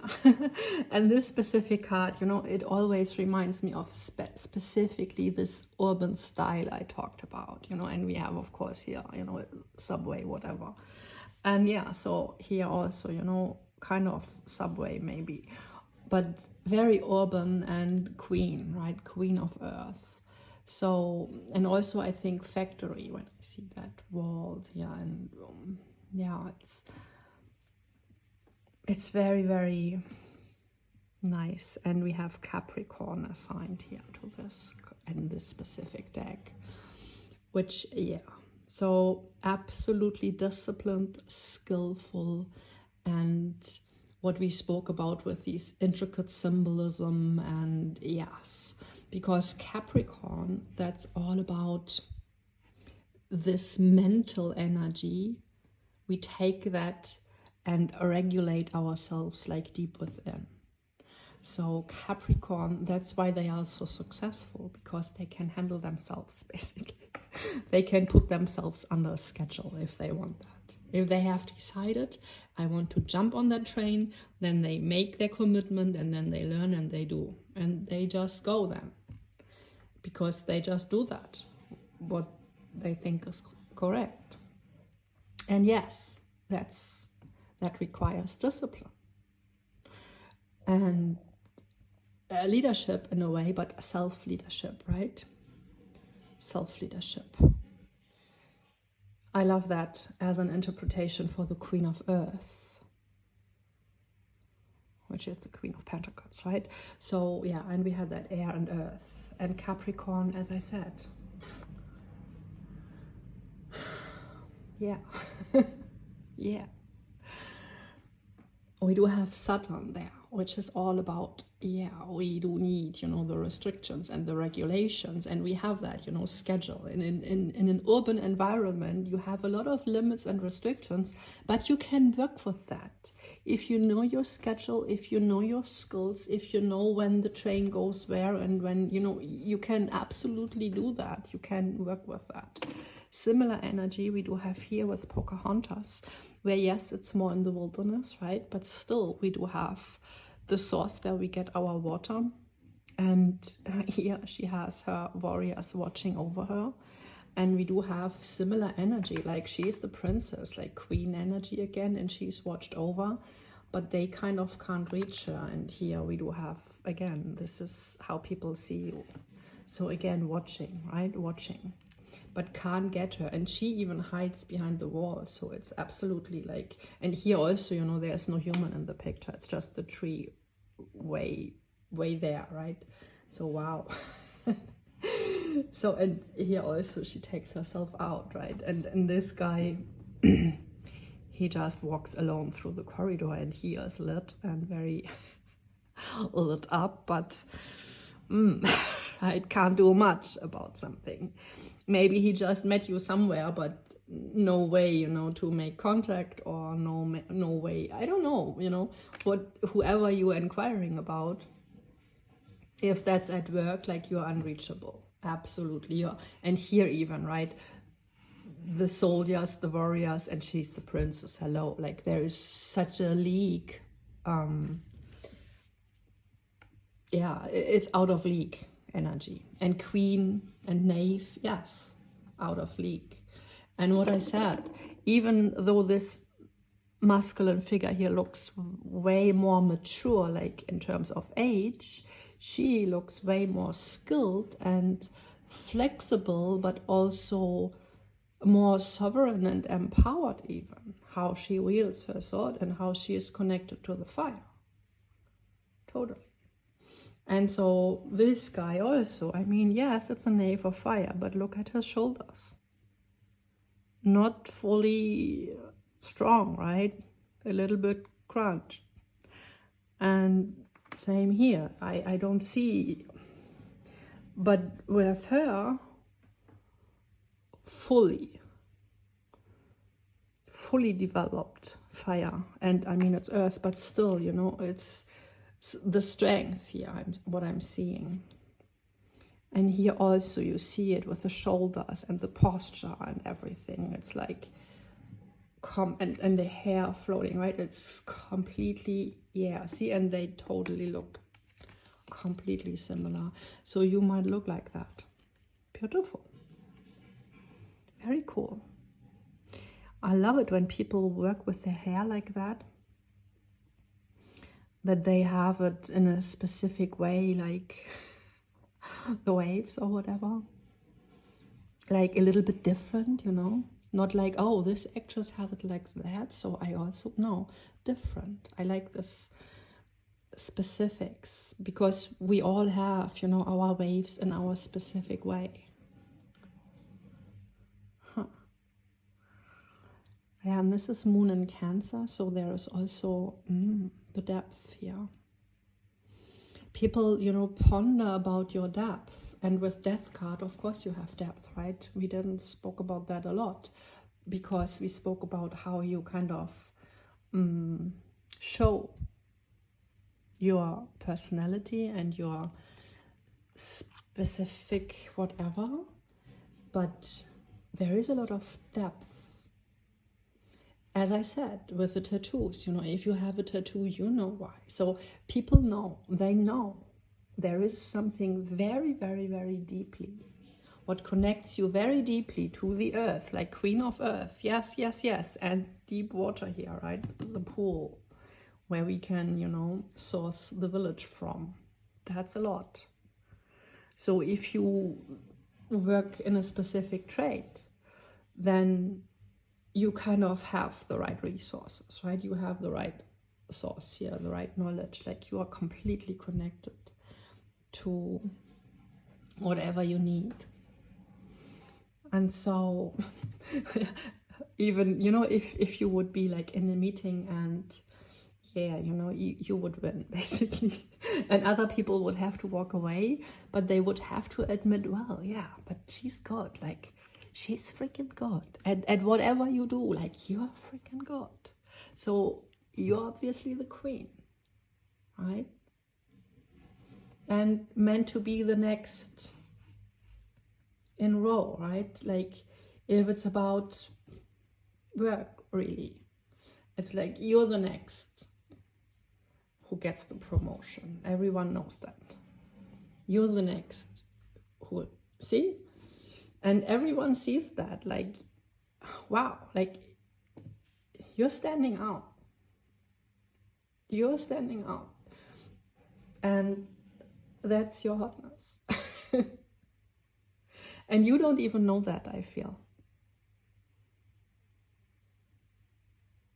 Totally, because of this brown, grounded temple energy. And with death, it's just like you are so... And with death even, and again, clothing, you might totally like vintage and recycling and all that, and DIY, right? Completely. And even specific styles, you know, traditions. And you might have a very strong connection also to your ancestry in terms of clothing again. Like, think about that. Like, literally check your wardrobe and think like, well, where is here the connection? Because this, I feel, this is just a side message, but this brings in also protection for you, I feel. Like your tribe, right? Your tribe protects you with this protection here. And I also feel like if you're in a group, you're kind of the most, you know, protected, or the one everyone would want to watch over. Again, with Katniss, you know, she was promoted, and she got help, right, from outside. Yeah. Ooh. Yeah, if you see that, like, Stacy, yes, you're connected and you get help from your guides, from your ancestors, from the other side. Absolutely. And with the Queen of Earth, I always get strong ancestor energy. Yes, yes, yes. So now I want to get a charm for you and see what we can get there. This is interesting. Ooh, that's crazy. That's basically confirming what I just said. You know, my name is Kat, right? So this is, no matter what name you have, this is saying right now, because I said this speaks about ancestors and all that, and you know how protected you are. Yes, they say yes. And it's all about, again, your uniqueness, like your first letter. It's like, yeah, that's that. And I myself have even recently started to wear a necklace with my first letter to remind me of that very thing, that it's all about carrying our own frequencies, and kind of as a reminder, you know, to even go deeper into self-love right there. And what you basically are kind of, I feel, an expert in here. So thanks for the inspiration. I will go over my wardrobe and literally look at everything, and because kind of this inspired me. And see, this is what you do with people. I mean, he is quite lit and fueled, a little bit grumpy that he cannot get you, I guess, but this guy also is like, wow. And I feel the same way. I feel like, wow, I do want to, you know, do something. I do want to, I don't know, become as beautiful as you are, something like that. It's this kind of energy, like tend to myself, even with the earth energy, right? Queen of earth, it's like tend to myself. And this like heiress, yes, like this is this princess, yes, princess treatment. And so this is your guidance also. Your guidance is, yes, give yourself princess treatment. That's the best you can do. Absolutely. Absolutely. And with this link here, you know, with I don't even know how to say that, but yeah, with the death. And for me, this very card speaks about being an heiress of something, and right underneath death and the transformation, and with the letter in it. And we do have Pocahontas also saying that. And again, we have here the trees. Can you see that? So crazy. Like you're literally you're holding the fire, right, for everyone. Like you're the centerpiece. And now this is interesting, because in group 1 it was literally about the roots a lot, and now we are in this trunk energy. How interesting. Now I want to know about group 3 and 4, of course, but yeah. Okay, so if you feel drawn to any of the other groups, maybe that's just other aspects of you shown there. But if not, if you are leaving here, then I would wish you, well, all the best, and just know you're a great inspiration and you get people going.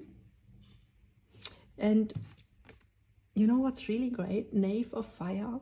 You know, the knaves, the pages, that's when we become one with the element.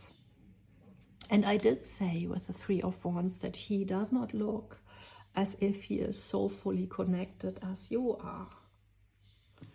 And now we have the Knave of Fire confirming that, yes, it's about that. Like you reunite people with their own fire. And even I felt that right now. Right now I want to jump up, jump to my wardrobe, literally.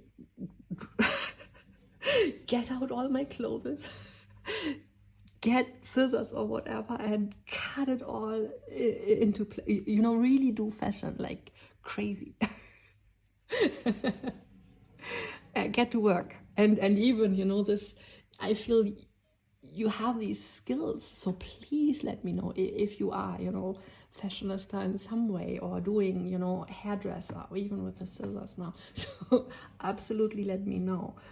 Because, you know, people who constantly work with fashion, also with this death card here, you are such a great inspiration for others of us, because you do that kind of on a daily basis. And so it's so normal to, you know, cut out the old and get into the new.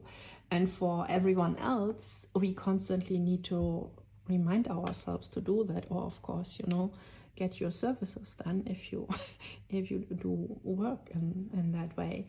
So yeah, so this is just completely necessary to get the torch burning here, and to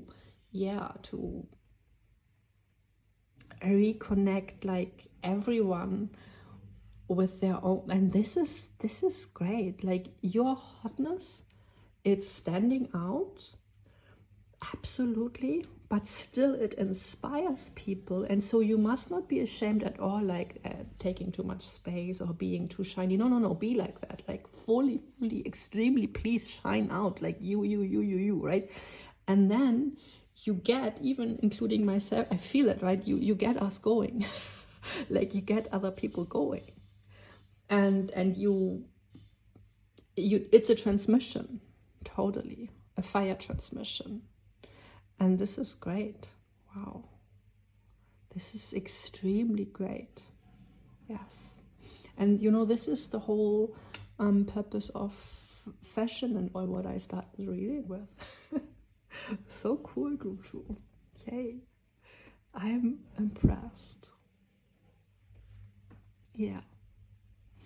And if you asked about a relationship, obviously you reconnected your person with their flame, right? You work on that, reconnecting them. And right now they can but stare, right? Walk away, and they need to walk away into their own fire. See, this guy walks towards us, so this is, they walk into themselves, right? So they first need to fully reconnect with their own fire, just like I need to go over my wardrobe right now, right? They need to kind of work their life, right, with the death, and work it all through for themselves until they feel also shiny, until they become king size or whatever. And yeah, and right now they can really just watch and be impressed, but that's important, to be impressed. Huh. Thank you, Gupto. Thank you very much. Okay, so enjoy your day. Do whatever you do. And leave a like, subscribe, and, you know, check me out if you want. I guess everything I do right now is linked. And if you need a personal or whatever, so, and yeah. And let me know in the comment, please, if you are a professional or if anything resonated here. Okay? And bye-bye. Have a good day. Hi, group 3. So, now that's interesting. So you're hot because you're the hermit? Nice. And you know, I do have the window open. It's hot today. And I'm alone at home, and it's Saturday evening. I just decided to stay because actually that's what I enjoy. Being at home when everyone else is out. And I felt I wanted to mention that because that's hermit energy, right? This is kind of going in the other direction. I mean, this is going inward when everybody else is going outward. Okay? And I'm not saying to be a hermit or in hermit mode that means you are not outside, because you can be like the whole day in nature, walking through the forest, or even be in the middle of the town, right? But you're not interacting with the people around you, but rather you are deeply, deeply, deeply kind of diving into your own soul.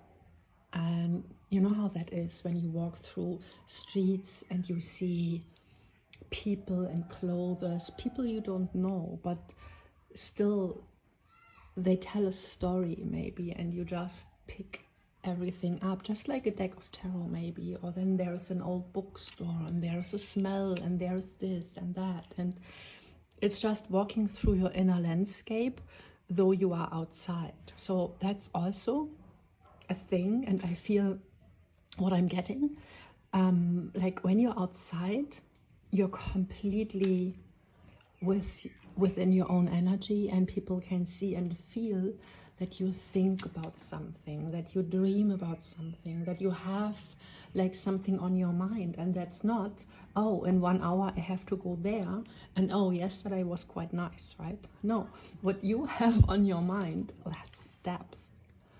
And it's, you know, you have kind of, I see someone like here, Beauty and the Beast, Belle, you know, walking down the street, totally, completely in the story. But you can do that, you can have that very energy without a book, right? Just you, just like watching your face. I've been shown like a face, and you can literally see the glance in the eyes, you know, the eyes are shining in a certain way. And also, you know, your lips are moving a little bit. And you know how people are out on the street mostly either the lips are tight, right?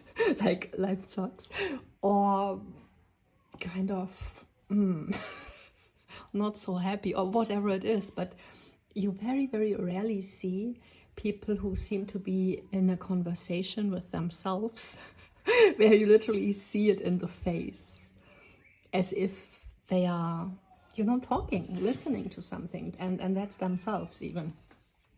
And so now this reading goes like that we do take the upper card to represent how that how other people, you know, the reaction in other people. And that's interesting, like Two of Cups, right? Yeah. So it goes very well with what I just told. Like people feel a soul bond. They feel, oh, that's interesting. So because you are so deeply, you know, connected within your own soul, people also want that. Like they want your attention, maybe even they want to join. They want to join your depth. They want this connection. That's cool. And you know what? You also draw people then deeper into their own soul. And let's see how you do that. For that, I take the bottom card, right? And this is just the deck, how it shuffled itself at the moment I like kept it like when I was shuffling out your card, okay? So it's absolutely shuffled for you for this reading. Ooh, 8 of Cups, yes. What I was just saying, like, no, I'm not going out, I'm staying at home. Like, I don't want to be, you know, with other people out just because it's a Saturday, or just because this, or just because that. No. I love spending my Saturday evenings just as I love. And very often I leave Saturdays completely open, and I love that. I even did that as a teenager. So maybe that's kind of a thing here in this group, having no appointments, like no dates set, because you enjoy your freedom, right? I mean, all 3 cards are very, very deep soul cards. And for me, how I would tell it, like my friends or classmates earlier, you know, back in high school days, basically, I would say, well, actually, I don't know what I would like to do in 2 weeks, Saturday. So I'm sorry, but I cannot make a plan right now because I don't know where I will be at. And I meant like where I will be at soul-wise, like on my soul's path, kind of what's then relevant for me that day, because I was constantly following my intuition. And this card here, 8 of Cups, I mean 8, it's the infinite, right? And it's, so we do have 3 cards that speak completely about soul connection and the astral even, because hermit mode, that's when we do deep soul diving, and where we access a data bank where past life skills and all that are kind of encapsulated, right, like seeds. And that's what I meant when I said, like, you walk through the streets and then you have a smell here and I don't know, Japanese restaurant over there and this there, and you kind of have all these connections where you consciously have no idea how this is connected, but subconsciously you are connected. And that's with the 8 of Cups, you know, that's, and isn't that interesting? Together it's the 10 of Cups, right? So yeah, because you go always like for your 2 of Cups, right? This is what we do here, like we leave frequencies that don't feel complete and we search for completion. And we also do, you know, accept karma as it is. This is walking away. That's also, you know, this beautiful way of living where we just accept things as they are. And if we don't feel completion, well, then it's not for us, right? Then we walk away. Then we go on our next adventure. And so this is super deep power. And yeah, 8, as I said, that's the link to the higher heart even. And you know, the seat of the soul, which then leads us to the hermit. So this is exactly, completely linked here, these two. And other people can feel that. And so literally you draw other people. And I mean, this is about what's hot about you, right? It's so interesting. And I was very intrigued what might show up here. But yeah, I mean, that's what people find hot, like how deep you are. And especially all what I was saying is kind of popular loner vibes, right? So you do your thing, you do your own thing. No, sorry, I'm busy, I can't come to the party. Like, sorry, I can't. Why? Because I'm busy. With what? I don't know, but I'm busy. Like, it's me, I'm busy. Like, I have always something going on. And yeah, because you feel the deep bond within, it's not like superficial. You're not like, oh no, I will look, like, watch out if there comes a better invitation or something like that. No, that's not the case. It's just like you feel committed to yourself. And commitment to self, that's of course very attractive, right? And obviously, connecting with our multiverse and our timelines and past lives and whatever, and just deep soul wisdom, that of course enriches your aura extremely, of course. I mean, of course, right? Of course. And we had in group 2 kind of a hint there about, oops, something wants to show up here. So deck is speaking. Okay, okay, okay. We understand that. This, thanks. Okay. Oh. Temperance. Yes. Wow. That's so cool. Yeah. You know, temperance speaks about the higher realm where we create all these synchronicities and where we hold space for all timelines and alchemize everything. And see, that's basically what I was telling. And they are confirming that. It's like, yeah, you're busy. Very busy, actually. And I mean, wow, like, this is shown, right? And alchemy, thanks, by the way, that you like to the angels here, because here comes the fire in, right? Absolutely. Because you what are we alchemizing? We alchemize, of course, all the karmic things we don't like, and to do that we do need, for soul alchemy, we do need, you know, the masculine and the feminine merging together. And so what you can do, absolutely, like, no matter what gender you are, naturally you can hold both. Like, you can hold both flames, you know, the masculine and the feminine, and you can wield them and work with both your energies. And that's also why you are not waiting for someone else to pick you up, right? You can go doing your own things, but also you must not do anything active, because you can totally connect with your own source, right? So you neither need feminine energy from external, nor do you need masculine energy from the external, because it's all within. And you just connect within to the harmony. And so, yeah, I mean, doing that, you're quite busy here on Earth, of course, because I guess here's a lot we need to alchemize, right? So, yeah, but that's what's hot. And, you know, this is androgyny, like when you have both, you know, 50-50 kind of masculine and feminine. And that's super powerful, like super, super powerful.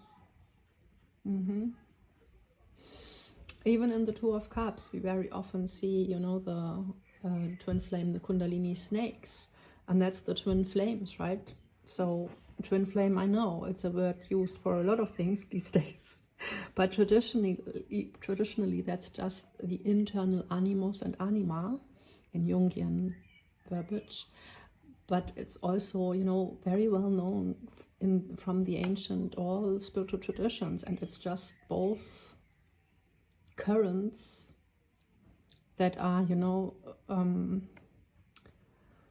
connecting the light body here, it's crisscrossing, you know, around the spine and just through the nervous system and connecting all the vortexes, so the chakra system and all that, and then opening your whole light body up. And so this is, of course, very powerful. If this is what makes you hot, it's like your Kundalini energy, basically. Yes, of course, that's hot. Like, hello. That's hot. Like crazy hot. And hot in a complete sense, right? And this is what draws people absolutely in. Like, people feel soul bonded. And if you ask for a specific person, yes, they, I guess, would consider you being their twin flame, right? Or deepest soul connection. Whatever verbiage we are familiar with, we use, right? And but yeah,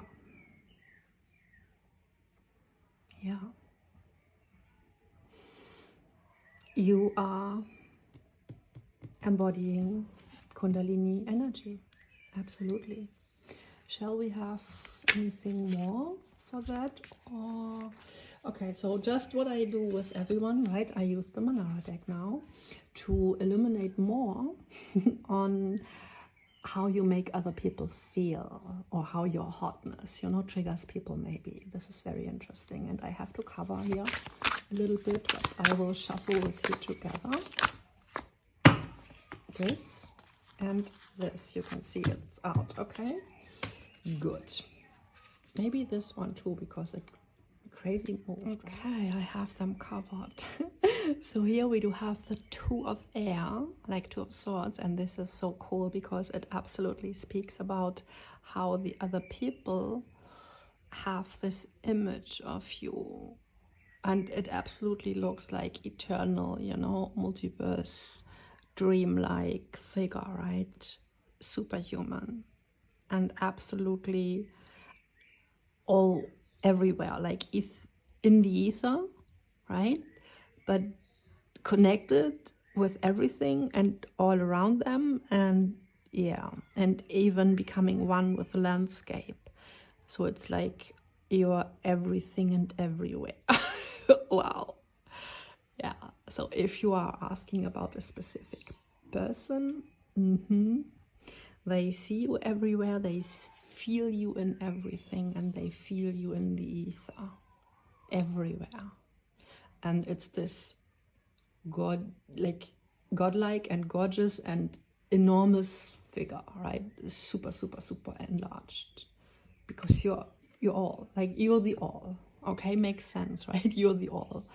If we speak about twin flame energy, then that's that, because that connects us to our origin point, like soul's origin. And yeah, for some of us it's just the void. And then it's the first spark of creation, and that's what twin flames are, like the rawest divine masculine and feminine, where then from one spark we get then, you know, the dual. Yeah, so don't want to go too much into that, but with this energy, so we want to go into that. Okay, so see, that's that, the cosmic dance. The cosmic dance, masculine and feminine, and the magnetism. And through this magnetism we can then, of course, create worlds and birth galaxies and build worlds, right? And so the world here came through as the last card.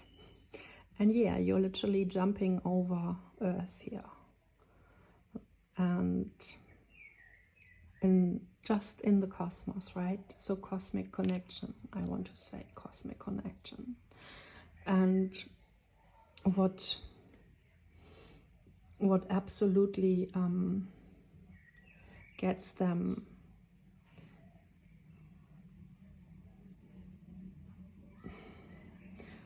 I mean, what's absolutely hot about you, I feel, it's this disappearance, immersing yourself like in the ethers, in the water here again, and here you jump over Earth, like no matter what card we look at, like you're disappearing, right? Hermit disappears within. 8 of Cups, you walk away from situations, other people, places. Here we do have you in it's the 3 of Cups, 3 of Water, but instead of, you know, enjoying company and kind of rejoining with others, again, it's just you and the water, like the whole ocean. And I mean, just you and the ocean, hello, like that's all, right? Again, you and all water. We cannot fill you in cups because you're everywhere again. And you connect with all and everything. That's really, really, really amazing here. Super spiritual group.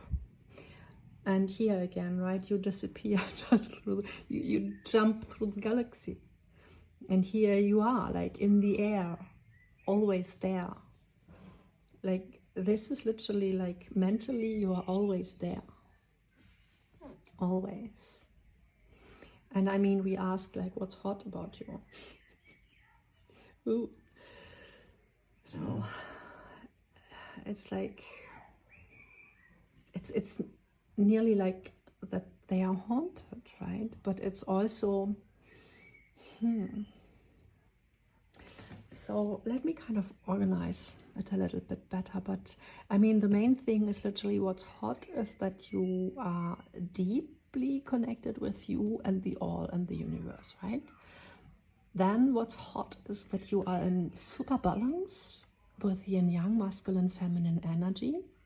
And thus you are a master alchemist and you can kind of create perfectly, like worlds even, right? You can create your own world and you also can alchemize anything what's already there. So you do have a strong ability to work with the infinite. And you kind of do that through ether and thinking, thoughts and connections. But we had a lot about connections in group 1, but that was more how a forest is connected, how all living beings here on earth are connected and interwoven. But here it's more far and wide, you know, like gaze, you know, and air, ether, cosmic, and it has to do with the loading, the particle, it's like particle resonance basically. And so what you are doing, it has a strong mirror effect also on other people, I feel. And what else is there with that, with the balance? So it's like you can direct, of course, like synchronize, right? I had that. Like you can really like, and you are strongly connected, of course, with the angelic realm here. And you can kind of rearrange, I feel, a little bit what's going on the world. I mean, you are way bigger than Earth, right? And here too, like you are all there, whole sky, and part of there, that's, I guess, mountains in the back there. And as I said, it's like you can kind of be it all and become it all. And like people, and they think it's hot. Like if you ask about your person, then it's like wherever they go, they feel like you are whispering in the wind, right? And this and that. Like they look at a tree and they feel your presence, and they look, you know, in the sky and whatever, oh, I'm just seeing the moon. Yeah, it's like wherever they look, it's like they feel your presence in everything, right? Yeah. And right now my phone is saying more light is required. So yeah, it's like this is also what's hot. Like you are not, they can't, you know, grasp you and hold on to you, because hermit, that's again someone who vanishes within.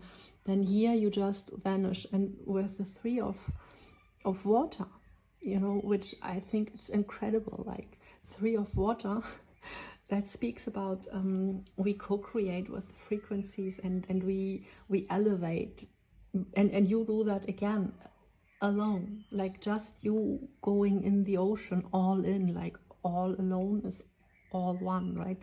So this is what's so hot for this group, that you are connected to all, and thus, right,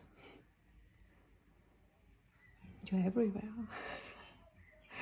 And really, I have no clue how this would show up in more like a work setting or strangers. But yes, with strangers I can see that, like, you draw them deeply within your soul and within their soul, and they want to feel that deep too. Like, you know those memes or something when someone eats something at the restaurant and then they or there's a movie even, right? I don't know, is it Harry and Sally? And yes, and she shows how to fake an orgasm, I guess, and then someone else says, I want the same meal as she has, right? And so what I said about your facial expression, like, everyone is like, oh, I want the life that they have. Like, I want to feel that too. Like, what are you feeling? And you might think like, well, nothing's particular. It's just, you know, me going through the street. It's just me listening to the bird. It's just me passing by, you know, listening to what those two children just did. And it's nothing in particular, but it's rich. You know, it's rich. Your inner world is rich, and your connectedness to the astral is like above rich. You are super connected, and even, you know, to the cosmic womb here, the void and all that, and so, and then people want to kind of bind themselves. I feel I'm hearing, wow. Okay. So they want to bond with you, I wanted to say, but I said bind. And you know what we have to do. We have to say what we hear, right? So they want to bind themselves to you. Ooh. This sounds strong. And I'm picking up a charm right now already for you. So just so you know. Because we need confirmation. What is this? I have to put more light on. I have no idea right now. Yeah, of course, it's a fish. Of course it's a fish. Clearly it's a fish. Okay. The ocean, right? A fish. Okay. Huh. So this, I think, and now it's dark again here, but I like it. And with a fish, I think that's clearly, you know, you can't be, as I said, they can't take hold on you, because fish are very, you know, glitchy, and you can't grab them. You just can't hold them. They are just like you here, like you're gone. And like from a different realm, right? I mean, fish live on the ocean, and they also form these beautiful, I'm hearing patterns. Yes, that's so true. So formations, I wanted to say, like in their schools, but yeah, they form patterns. Cool. So yeah, you form frequencies here. You are very busy, by the way, with all your frequency work here. I want to say that, because I'm getting super cool downloads right now. Like, cool. Yes, I never thought about that so much, how the fish in the water really create patterns, right? They do that. Cool. And so I feel with that information, when people look at you, they kind of try to find out, like, where will she go next? What's she up to, or he, right? What are they doing? What are they aiming for even? And this is, of course, not so easy to find out from a human perspective, because if you follow your soul, like your intuition, then no one can understand that, right? Why you do today this and tomorrow something else. And yeah. And, you know, switch interest maybe. Maybe you read like multiple books at once, you know, and a little bit of this and then a little bit of that. And in the evening you have another audiobook or whatever, and you listen to that. And also you study maybe 3 different topics, or you have, you know. So maybe you work different professions. It's like this kind of thing, what I'm feeling, that you are so above all limits of this world. like no rules and glass ceilings, no. Like no, you are in the full ocean, like you have access to the full frequencies, the full truth, I want to say. And also here with you jumping right over the world and the cosmic dance making itself known here. Wonderful, wonderful energy. Yes. And so whatever you do, just know, if you do feel you are on a twin flame journey, yes, I would say that's a strong confirmation right here. And even with particle resonance, right, mirrored experience, and all these ether thing here with like you are in all, and that's how it feels, right? That's how it feels. It's not a love connection, but it's a so deeply spiritual connection that a twin flame bond connects you to the all, literally, because it connects you to your origin. And so that's another thing, I guess. 333 right now, it depends on where your point of soul origin is.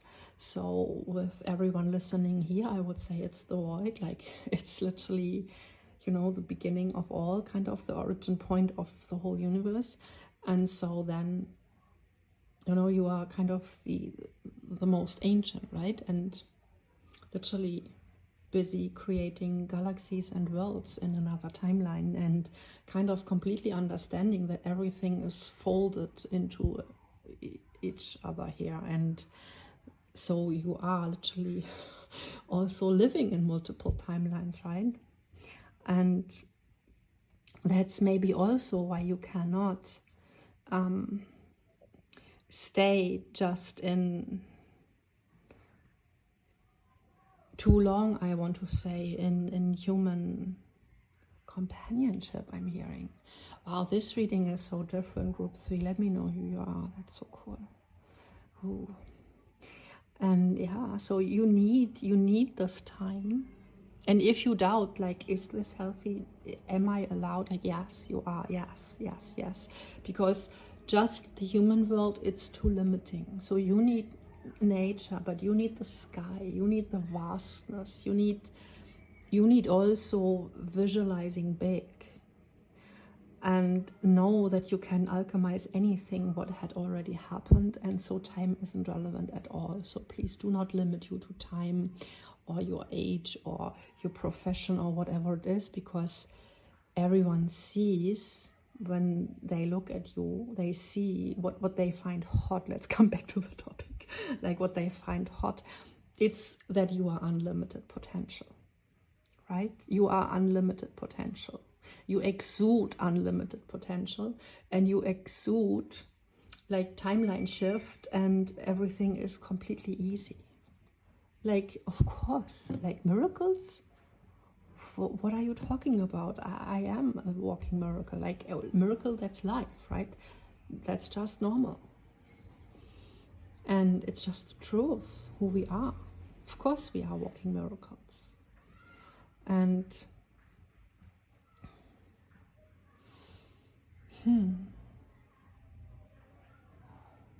yeah, so we do have an interesting supernatural energy here, which feels like, I mean, I'm sitting in this energy, and it feels in a way both intriguing, magnetizing. Like, I feel as if I have to stare at one specific point, and that's actually here. Like, I'm super drawn to just stare here and focus. And you know how like a cat stares at the hole where maybe the mouse would come out, but she don't know when, right? And so she just sits and stares, and she can't move her eyes for a second, because it's so interesting what's going on over there. And again, with the pattern, we have no idea, when will she come out, when will she go, when it's like no idea, like no idea. What are you up to? What's your life about? Like, what's that for a miracle, right? It's like, if you are a new neighbor, for example, neighbors would be like, what's she doing? Like, or he, like, what are they doing? What are they doing for work, for whatever? Why are they, you know? So whatever, right? So, wow. like, and I feel also this freedom in my chest, which is, freedom is not even the right word for that, because with freedom we would maybe associate from a human perspective that we feel light and as if we are free to do whatever. But no, the freedom I feel, it feels just like consciousness expansion in the middle of my heart. Wonderful, like wonderful activated heart chakra right now. So super, super cool. You are amazing, group 3. And I feel super powerful, and I feel my heart space is intensely connected with all. As I said all the time, like it's a strong connection with all, and I would love to never end this reading, to have this feeling forever, right? And so this is how people feel. Like that's hot about you, that they would love to, oh my God, that's crazy, right? They would love to stare at you forever, to not lose the connection, you know, to all. Basically, God, if you want to say it like that. I feel super, super, like crying even, right? Super touched here from how wonderful that feels. It's this anima mundi, I want to say, yes, anima mundi, like this. And this is not a concept. We can feel that. I felt that also, not inside this reading, but you know, in real life. This, when you really feel, you it's not hugging a tree, but it's like you feel that we are all one, you know, all living things, beings. You feel the pulse of earth and of everything around you, and it's this recognition and the connectedness with all. And I don't know, it has a lot to do with these frequencies here, what I'm feeling, right? This expansion here, right? This temperance and this water. I hope you can get what I want to say, because it really feels amazing. Amazing. And people who are in contact with you and find you hot, it's literally that, you know, if you ask about a counterpart, then they stare at your pictures if they have some, or wherever they can find you or see you, they would stare at you to feel the bond within themselves. As I said, the bond to their own soul, but also the bond to God, you know, to all, to their own origin, but yeah. But this is all just through you, right? So, wow. That's very, very intense here. And super cool. Super cool. So, I hope... Yeah, I mean, it's different. I can't even really go back to hot, right? But, wait. It's so much more, right? It's so much more than hot. But it is heat, but it's oh, now my heart even pulses, like, wow. So literally the higher heart chakra, you activate the higher heart chakra. That's what you do. Totally. Wow. That's amazing. And that's where the heat hits, right? In the higher heart. That's also a thing to think about, like where hits our hotness, right? So for you, literally, you hit people in their heart, in their very core, right? There where you alchemize, just, yeah, and maybe that has to do because you are in perfect balance and harmony, and the heart is the center, right, of all, where it all flows together. Safe your heart. Okay, I let you go now, group 3. And I wish you all the best, and I hope you have liked already the video. Otherwise, please do that, don't forget that. And yeah, I don't know, subscribe, say hi, I don't know. And check me out if you want whatever I offer. I guess it's linked. And I wish you all the best, and I hope I see you soon. Bye bye. Hi, group 4. So It's pretty dark already, but I feel it's necessary. It shall be like that. And so this is here, right? This is what you chose. And it's the 8 of Pentacles. Wonderful, wonderful. And, you know, I don't watch TV actually, but maybe you know exactly who that is in the Supernatural series. But yeah, I mean, 8 of Pentacles, that's like diligent work and resilience and mastery and absolutely, I mean, fiercely going for it, right? You do not shrink away from anything. You just go through it, whatever it is. And with the 8, of course, you know, that's pretty much infinite and karmic. So you go through it, I want to say. No shrinking back from nothing. And that's hot. That's really hot. And she really looks like, okay, like totally, you know, whatever might come, she is ready. And yeah. And so we do it with this deck. This is how it shuffled itself.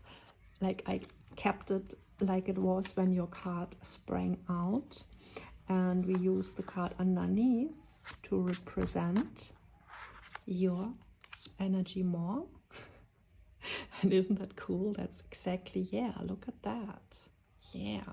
So the knife here, now we know. The knife is your sharp mind, because that's the Ace of Swords, right? Ace of Blades in this case, but yeah. So that's air, that's your mind. That's like, I understand, I analyze, I dissect. And whatever karmic BS is there in front of me, like I kind of cut it all into pieces until it's digestible, I want to say. And that's very, very hot and straightforward. And we do take, by the way, the card on top to represent how people feel because of your hotness. And in your case, and only in your case, when I wanted to take your deck, the upper card had moved itself, and I understood, so we have to take the 2. And guess what that is? That's the Ace of Cups, and that's even the Lovers. Isn't that crazy? So yeah, here you go. This is what people feel, because so I think that's just incredible. So because you are like completely in tune with your crown, with your mind, with your higher thoughts, right? Higher thinking, clear cut thinking, I want to say, that triggers the cup. That triggers, you know, the blood here, the, yeah. Absolutely. That makes the blood boil here. This also kind of wants to show itself, right? I don't believe it. It's the Ace of Bones. Wow. Like Ace of Pentacles. What's going on here? And I feel even that wants to, what I said, you know, the blood is boiling, and also, you know, the bones are, you are literally like bone rattling energy here. That's super crazy. So your kind of hotness is felt. Yeah, they say, yeah, like put it over here. That's totally perfectly correct. Like your kind of hotness creates this not breathtaking, no, bone shaking experience, right? Bone shaking, I'm hearing clearly, and blood boiling. Isn't that cool? So, and it's extremely cool because you are very cool, because you are so cool, retreated in your mind actually, and looking at everything what's happening, especially the karmic stuff. Like this is all about the karmic things that are already there, like past life even, and what's put what was put in front of you, maybe, right? Maybe, you know, bad blood. Yeah, literally, like, whatever that was, right? Things going on that weren't nice. Shall we have a look?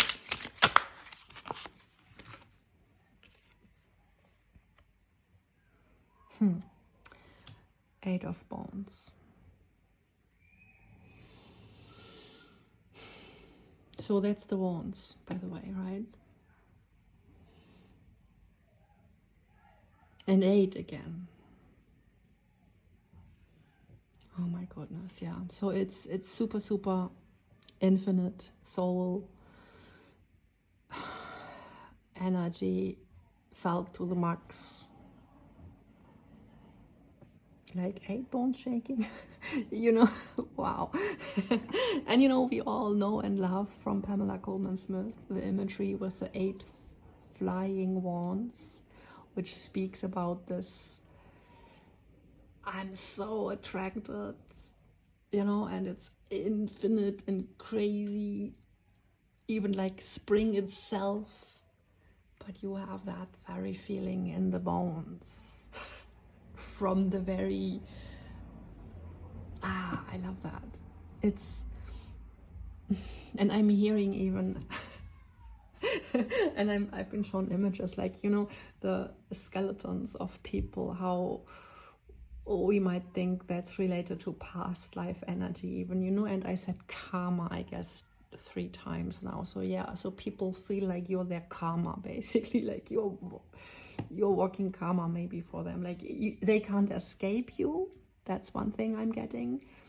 And because if someone did you dirty, for sure you can be very, very rest assured that they cannot rest well, right? Because their bones are rattling all day, all night.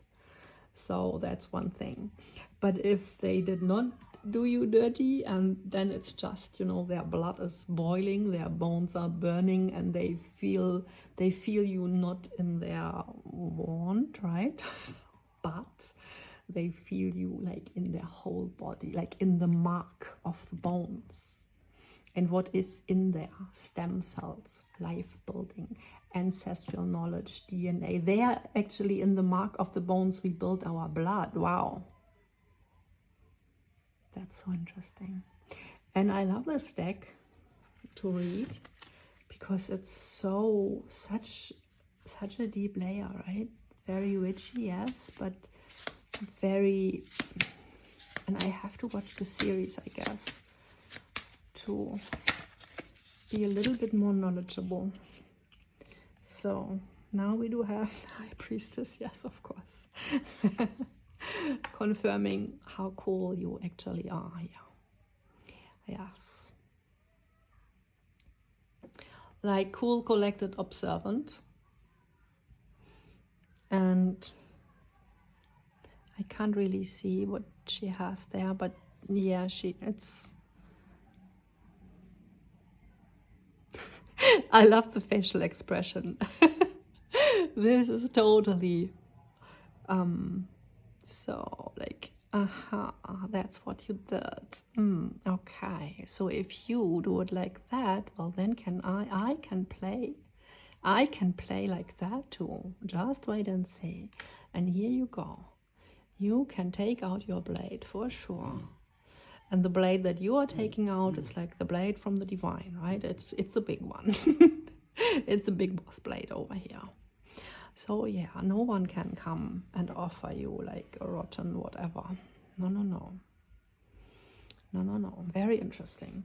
So what we will do now is we go more into how are they feeling with Manara deck, and I will shuffle it out, but then I have to cover for sure some imagery because they are very, very nice. A little bit too hot, maybe. Let's see. Not everyone here is showing. Now I absolutely completely prefer when cards are jumping out on their own things. Because then I'm so sure that it's them. Okay, I will look and cover. Now it's super dark here. But I don't know, is that okay? Maybe I can make a little bit more light. Okay, I do it like that, I guess. So, you know what, I said Ace of Pentacles first, you know, but that's Ace of Wands actually. And now we do have the Ace of Pentacles, confirming, yes, it was meant to be here. And now we do have the Ace of Blades, Ace of Swords, Ace of Goblets, Ace of Cups, Ace of Air here, Ace of Pentacles, and the Ace of Wands. Yes, so you have all 4 aces on the table, which speaks about incredible infinite power and potential. And with the boiling blood and the burning bones, I mean, yes, potential. But with the bones specifically, I was drawn, you know, to underworld energy and earth. And yeah, so I love it that we do have, like, you are representing also here and with the facial expression again, right? Same thing, like in a way that creates, it's calming but intriguing, both simultaneously. See how everything is like woven here, like the hair and the the leaves, and it becomes one, like you are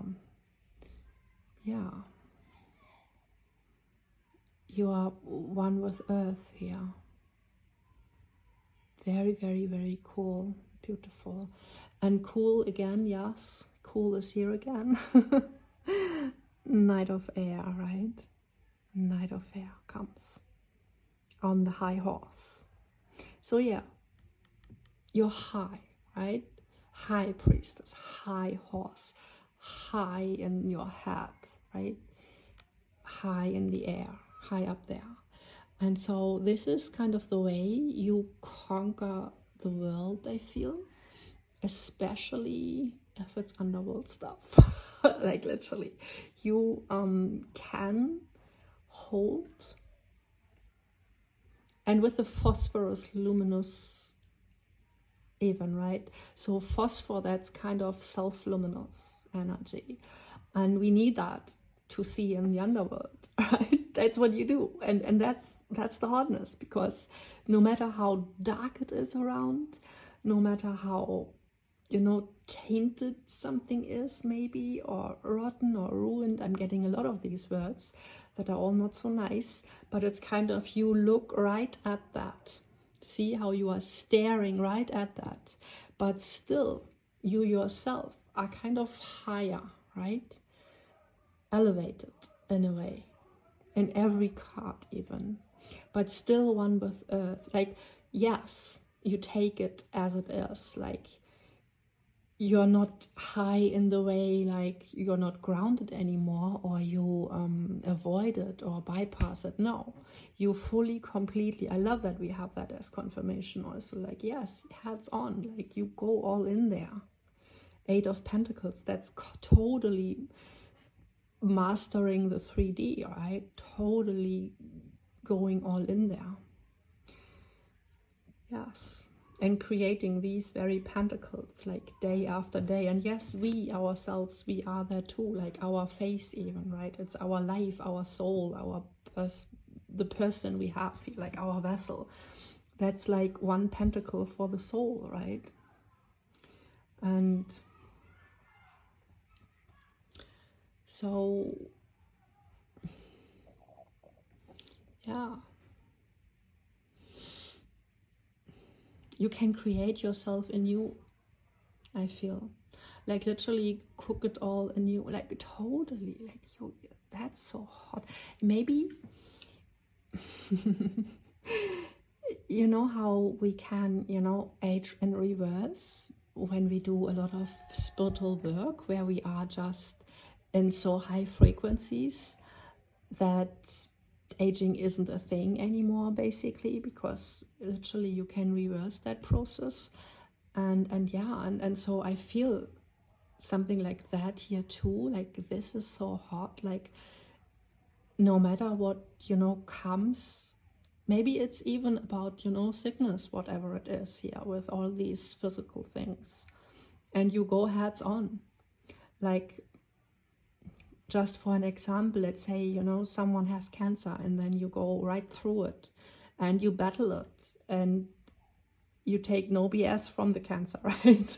and you just go through it and come out more beautiful as before, like as ever, like more strong as ever, and still on your high horse, in that sense that nothing can overpower you, right? You won't let it. You won't let, and the divine too, because that's the divine, like bringing you justice here. Yeah. Yeah, I love that. So see, we do have 4 so different elements here, like, and you totally, you yourself representing the Ace of Pentacles. Isn't that just crazy? And this is how people feel about you. Like you represent Ace of Pentacles. You know what that means? It's like you, if anybody, you represent, you know, commitment and stability and the chance to really build a life, to have a life, to be, I don't know, someone, you know, I'm hearing like woven together and, you know, grounding and all these words. And then we have, you know, this for what people feel when they are confronted with your hotness. And wow, so they go in deep hermit mode and they kind of see the beast in themselves. So maybe here is kind of a big karmic contract where they did something unworthy and you just cut through it. And you know, you're still here, like still beautiful, right? Still complete in a way. And Ace of Pentacles, that's the biggest chance from the universe, right? That's like the Wheel of Fortune becoming flesh, basically. and that's what I'm hearing right now. Like you are luck in flesh, or blessing in flesh, right? And again, flesh, you know, we have so much with blood, bones, and now we have flesh. But see, here you are. That's like how you deal with BS, with karma, how you look. I love that. It's like, don't play with me. I'm not falling for that one. Nope. You know, didn't work 3 lifetimes before this one, won't work this time. Like, don't come with me, to me with that. And yeah. And you know, you are fast. With a horse also, you're so fast. And you have a vast reach, frequency-wise. And you know, you can reach also with your words, I guess. What you say it creates ripple effects and it reaches the world, and knights are messengers basically from the divine, and so you are on a kind of mission here and you have something important to say, and people feel that. That's what's hot also, you know, you are totally empowered with the 4 aces on the table and you're going head on for mastery. But then also, yeah, you are already sitting on the horse here and you are already, you know, on your mission. And you yourself, you are the blessing. It's like you're the chance. It's not that you have to go for a chance, but it's like you are that. And so, yeah.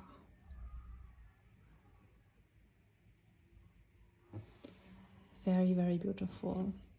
But here, you know, what you create, what your hotness creates, we literally have a beast here going all into hermit mode, looking deep within. Maybe that's absolutely what's necessary, right? With the bones burning and shaking and the blood boiling, maybe that's exactly where they need to go. go deep, deep, deep. I'm drawn to the shadow of the mountain, like really, really seeing the shadow we cast when we build a mountain. And I'm seeing the mountain as, you know, the ego we build, and then there is the shadow, and they have to look at that now, whatever they did here. Because I feel someone did something what wasn't perfect. And this someone might be your counterpart, right? The Lovers.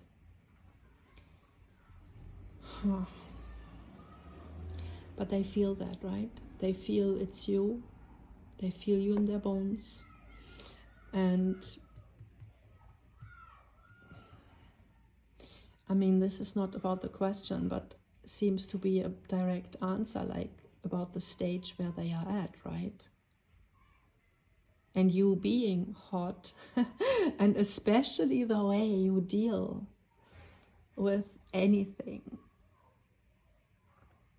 head on, like head on top of the heart. That's the thing here. In group 3, we had kind of a heart chakra connection, totally. And here we do have this high mind and bam, like I'm unstoppable. And I feel the energy, you know, I'm very clear sentient, and I feel the energy literally in my feet. I feel also the energy of how hoofs are trampling on the earth, and again shaking, the ground is shaking. Wow. Again, bone rattling, right? Ground shaking. Like you bring the ghosts. You unsettle the ghosts, right? Literally. And you wake the underworld up, basically. And this is what you create in people. Like you wake the underworld up. Also, I feel energy in my upper legs, which makes sense with the horse riding. Like you have, this is Sagittarius energy, like the reach and the movement. And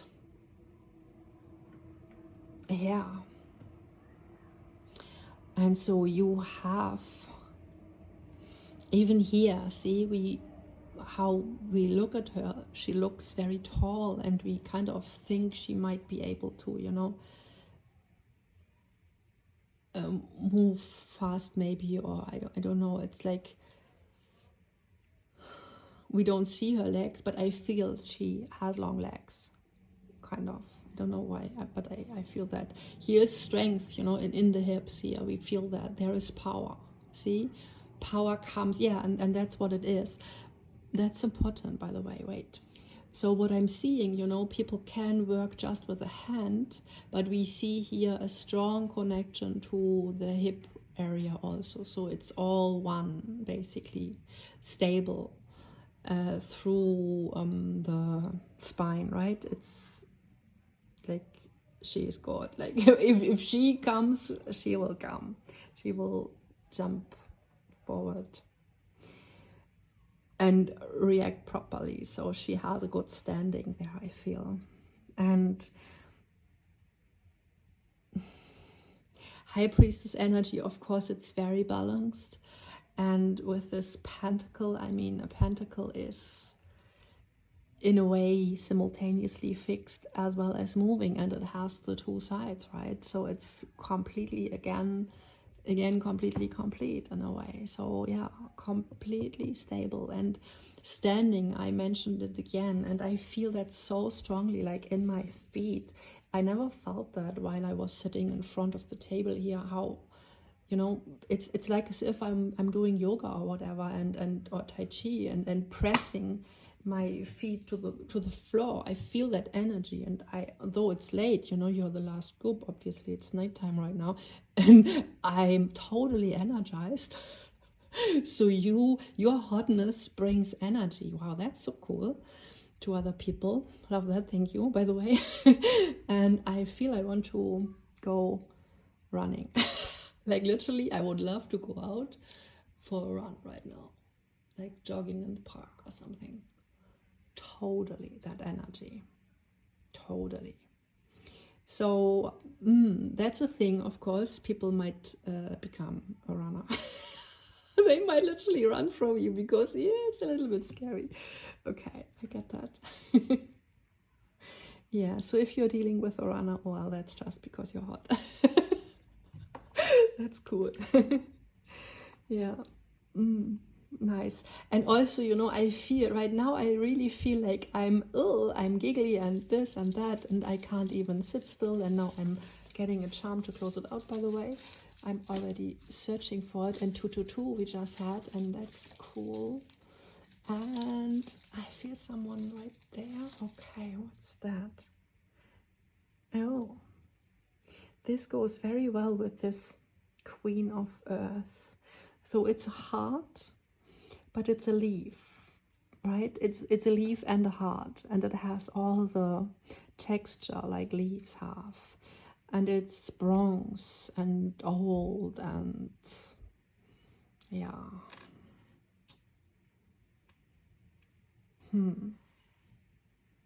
There we go. There we go. Hermit, right? And I wanted to say a lot of things here with, you know, I feel, and with I feel, I mean people who stare at you because they think you're hot. These people, whoever that is, your counterpart, I guess, mostly I'm speaking about. So, and this person feels like they can be planted and grounded and growing, and, you know, with this ancient, well, it's all already engraved here, you know, all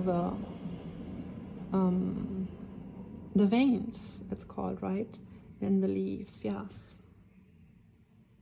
And it's quite a lot, like crazy a lot, many veins there, very, very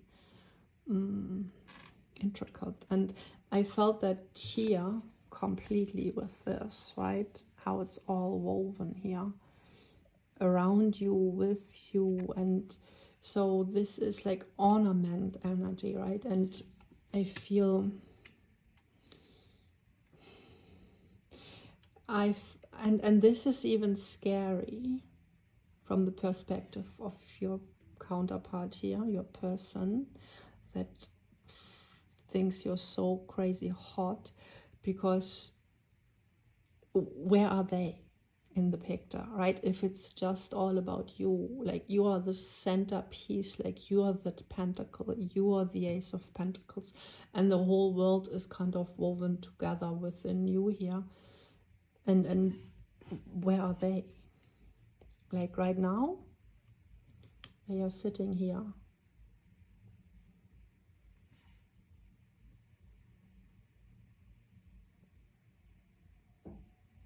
And you humbled them. I feel, I must say that. You humbled them. And I guess it was necessary, right? I mean, 8 of Pentacles, you had to polish these pentacles. And you know what we do with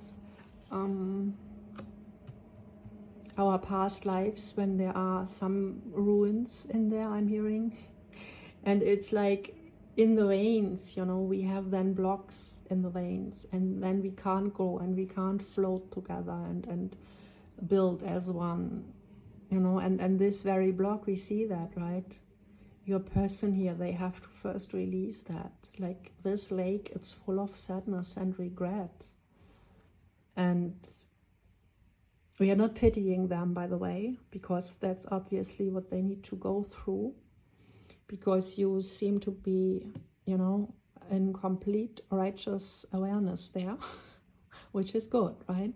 And self-luminous, diving deep into hell here, right? So I think, like, yeah, like you are heads-on diving into karma and clearing the 𝙖𝙧𝘼𝑇 up, right? I feel like you clear the shit up, and then you're like, ha, I did it, right? Next, right? The next station now. And yeah, and maybe there is even more, right? We do have 8-8, And so very, very infinite bond here. And with the Hermit, of course, the 0707 right now. So yeah, and High Priest, you know, it's Hermit and High Priestess. That's a crazy deep couple, right? So both very, very deeply connected with their soul. But I feel this Hermit here really needed to look at some things in the underworld, because it's totally here surrounded with the burning bone here. Like the divine, like, hello, I shake you awake, right? Maybe they even have these nice, you know, 3 a.m. sessions with themselves where they can't sleep because the divine is rattling their bones, right? I literally see that. And they are looking here. And this is past life, right? 8. And it's as above, so below, right? And it's connected, and different timelines. And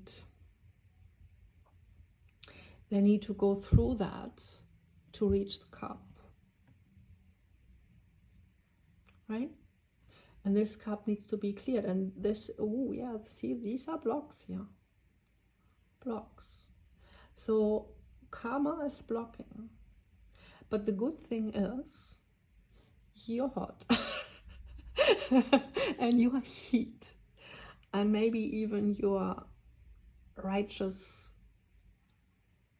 anger. I'm even hearing wrath, but that's very destructive, right? But well, I heard that. So, and you know, I don't know, you're righteous, whatever, whatever you feel, that's obviously what you feel, and so it's good. And you just hold your authentic truth, and that helps them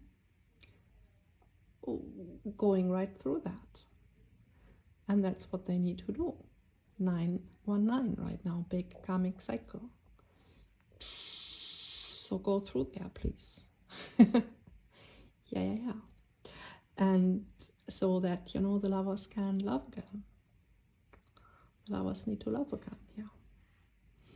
And they need to clean up, you know, what's the drop here, what they lost.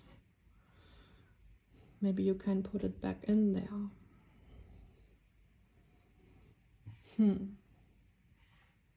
Yeah, but okay, I guess we're good, right? We understood that. So your hotness comes because you are self-luminous, like phosphor, glowing in the dark. And I guess normal people would, you know, crumble down in the dark, but not you, like not you. The darker it is, the stronger you get. That's what I want to say. The darker it gets, the stronger you get. Like, you just become stronger. And you just stand taller. And you just stand more firm. You know, I have this strong connection still to the ground. And I feel as if I'm doing a martial art class right now. And I feel ready to jump, like literally. It's so cool.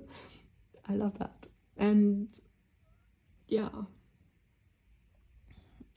So it's this groundedness, right? Like, you're just in the present. And that's hot. Like, that's hot. You do not avoid shit. You go through it. But you're also so, like, called and, yeah, called, literally. I wanted to say driven, but no, it's called in a way. And soaked in wisdom here. Yeah. Called. Ace of Swords. Okay. So, say hi in the comments, please. I want to know who you are.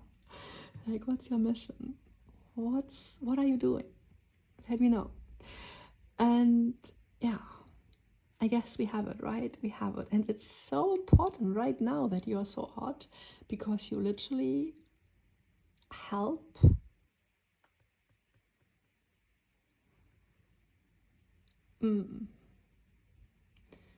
I don't know. I feel like I would, I mean, I don't know. Do you want another card for that too, or is it just me? I want another card. So I grabbed the enchanted map here, and I want to see about the path, right? Because I clearly can see that there is a path. Oh, thank you so much. Oh, wow, that's so good. That's exactly what we wanted to see. Into the unknown, yes. So this, you know, your person here, your counterpart, your lover who is drawn through the hotness toward, wow, see, it's the blindfold. And you know the game where we go and search for something what is hidden, and the people, the other children are saying, yeah, it's hot, hot, hot, yeah, go over there, yeah, it's hot, hot, hot, you're on the way. That's that. So cool. So that's what I was feeling, like you lead the way through that. And this card totally speaks about, yes, it's unknown, yes, it's unfamiliar, yes, you've never been there before, yes, you've never reconnected with these depths, but yes, it's exactly where you need to go, and you can find your way through here. See, there is a passage. It's a passage, and you can dive right there through the dark. And because you are so self-luminous, of course, you know, you make the light. And what is that? A magic stream. Wow. Yeah, that's the passage here. So cool. So with the magic stream even, I feel your person is moving on their own, right? It's the water, it's this magnetism. Ooh, that very water. That's cool. So they have to dive in there, of course. And that's their heart space, right? They have to dive in here, in their heart space, and reconnect. And that's what you literally force them to do. Totally, completely. That's because you're so hot. They go in there. Wow. That's really cool, right? I love that. I'm glad I draw these two cards, because I couldn't leave it with this kind of karmic blocks and all that. So it's all good. It's all good, group 4, right? It's all good. You're super hot, like supernatural hot, and that's exactly what's needed, because it's all about the supernatural, like ghosts of the past, karmic, you know, these energies. And these karmic ghosts, they can literally live in the bones for centuries and like for, you know, generations. And this is absolutely ancestral curse breaking here, what your person needs to do. And to be able to do that, they need to leave the ground, which is what their ancestors have built, which is what they know, where they know how everything goes. And they must leave and must dive into the water where it's completely unknown territory. They have never contacted their emotional depth, which kind of, though we do see no water here, but see the color, it's like, and the turquoise, of course, that's soul bond color, right? That's absolutely the thread that connects the souls here. And it's higher heart, right? Where the, in between the heart chakra and the throat chakra. And you completely come from the throat chakra. And in group 3, it was absolutely about the higher heart there. So maybe if you are drawn also to group 3, it would make totally sense. But yeah, if not, just ignore me. But yeah, and here we illuminate totally the aspect of you battling the karma, like hands-on. And this creates the light, because if you wouldn't do that, if you wouldn't address the karma and illuminate that, then there would be no light. Can you understand that? Of course you can, right? You create the light because you illuminate that. That's the self-luminous aspect there. And that's why the stream is moving, because that's your consciousness moving the water. This is kind of your soul bond, also your connection, I feel. Yes, this is your connection, the water here.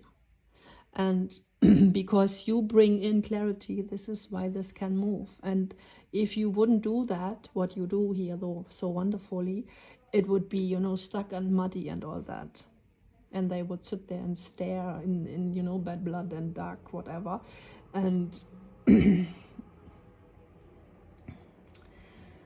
and you know how wounds need to be cleared also? Yeah.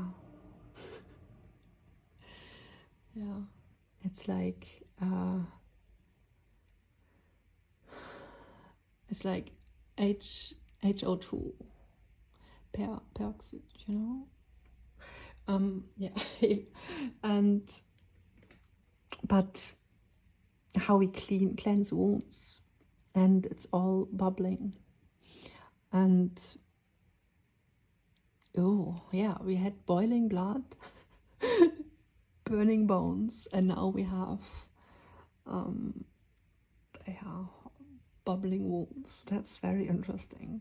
So everything is in movement on a very, very deep cellular level. And yeah, so that word needed to be spoken also, like deep cellular level, because that's the realm we are in here with all the bones and all the yeah, all the karma and underworld stuff. And but yeah, you're a hermit person here, the one who is so fascinated by your hotness that it's like you are the whole world, like you are their whole world. I again need to say that you are their whole world. Can you please, please, please keep that in mind always? Like this is even scary if someone is your whole world. And if you feel like only there it's safe, like I feel you're like an island of safe land. And especially when they jump, that's why it's important here, okay? When they jump and they go in here, in the unknown, then they are completely dependent on your ground. And they are afraid also that you might just go on your horse and go away. And you say, thank you, next. Like, thank you, next. It was very nice battling your karma, but you know what? That's it. And I mean, you do you know what you need to do. But if you feel the bond, I would really say, ask yourself if it's, you know, if this would be pride to say thank you, next, because, you know, we are also told that's cool. That's how we should do it. But maybe it's even braver to rebuild. And this is a brave thing here, right? Going through this passage, through this karmic passage. And they obviously want to clear that. You see that, right? They want that. And they feel like a beast right now, and they want to clear the stream, which is the connection, and they want to jump all into the unknown. And they know they have to do repairing work here. They know that. And now I feel we are in a therapy session.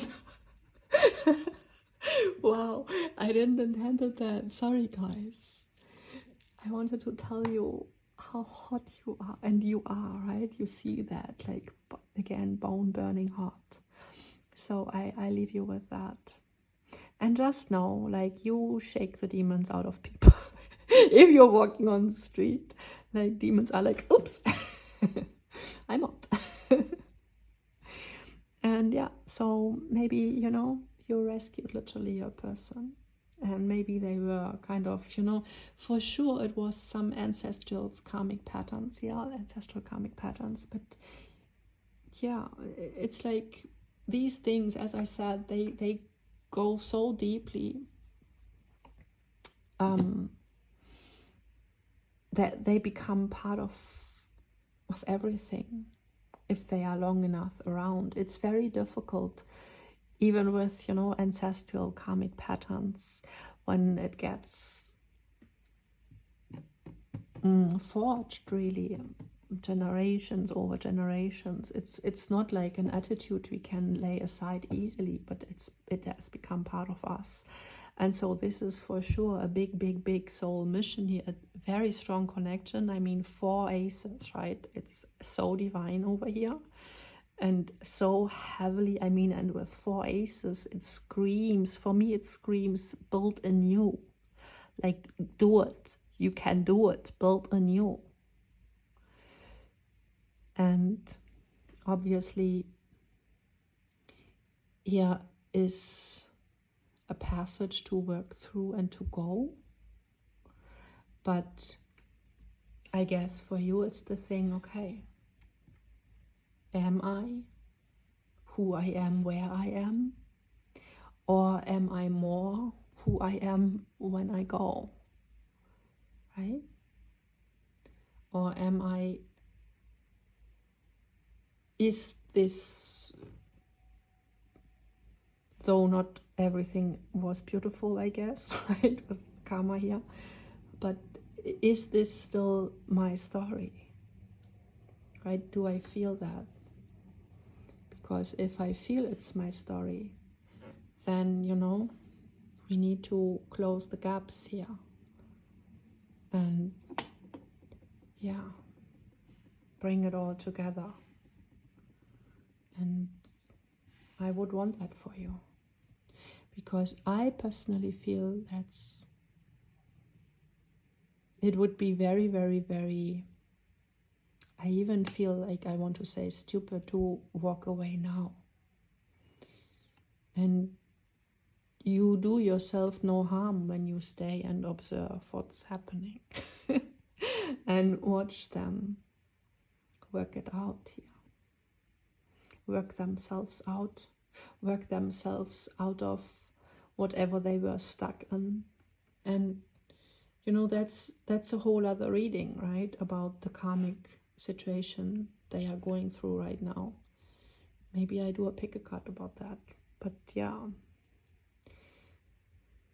the karmic patterns, you know, I have something in mind with, of course, the karmic baggage in between your connection. So I guess maybe that would be the next reading I do, because yeah, I feel we have to acknowledge that the stream, though in the higher realms it's clear, the more earthbound we go, right, it's unclear then, and we need to pour in a little bit of our life force to clear that. And a lot of love sometimes to clear that. And yeah, but again, that wasn't supposed to be in this reading. But yeah, I mean, I guess you understand how hot you are. Bone shaking hot and earth shaking hot, maybe even. This is like literally force of nature hot, right? Also here on the horse, like force of nature hot, and so hot that people can, you know, find you blind. It's I mean, so it's nothing superficial here, absolutely nothing, but it's all frequency, and on the very deeper cellular level you attract people. I mean, your counterpart for sure here, but maybe also other people react to you on this deep cellular level, because that's the impact you have, because that's the energy you exude. Like this, again, I'm hearing like this earth shaking, right? This drums, like shamanic. Here is very cool energy, like shamanic wizard energy, right? Okay. So that's it, guys. I let you go. But they won't let you go. I feel, no, we can't let them go. That's literally what your person is saying here. No, don't go. I'm coming, right? Okay, I will do another reading about that one. But yeah, bye bye. I wish you a nice whatever day, night, evening, self-luminous, super magical, superhuman. Bye bye. Oh, you have liked and subscribed and all that, I guess. I hope, right? And I hope I see you soon. Bye bye.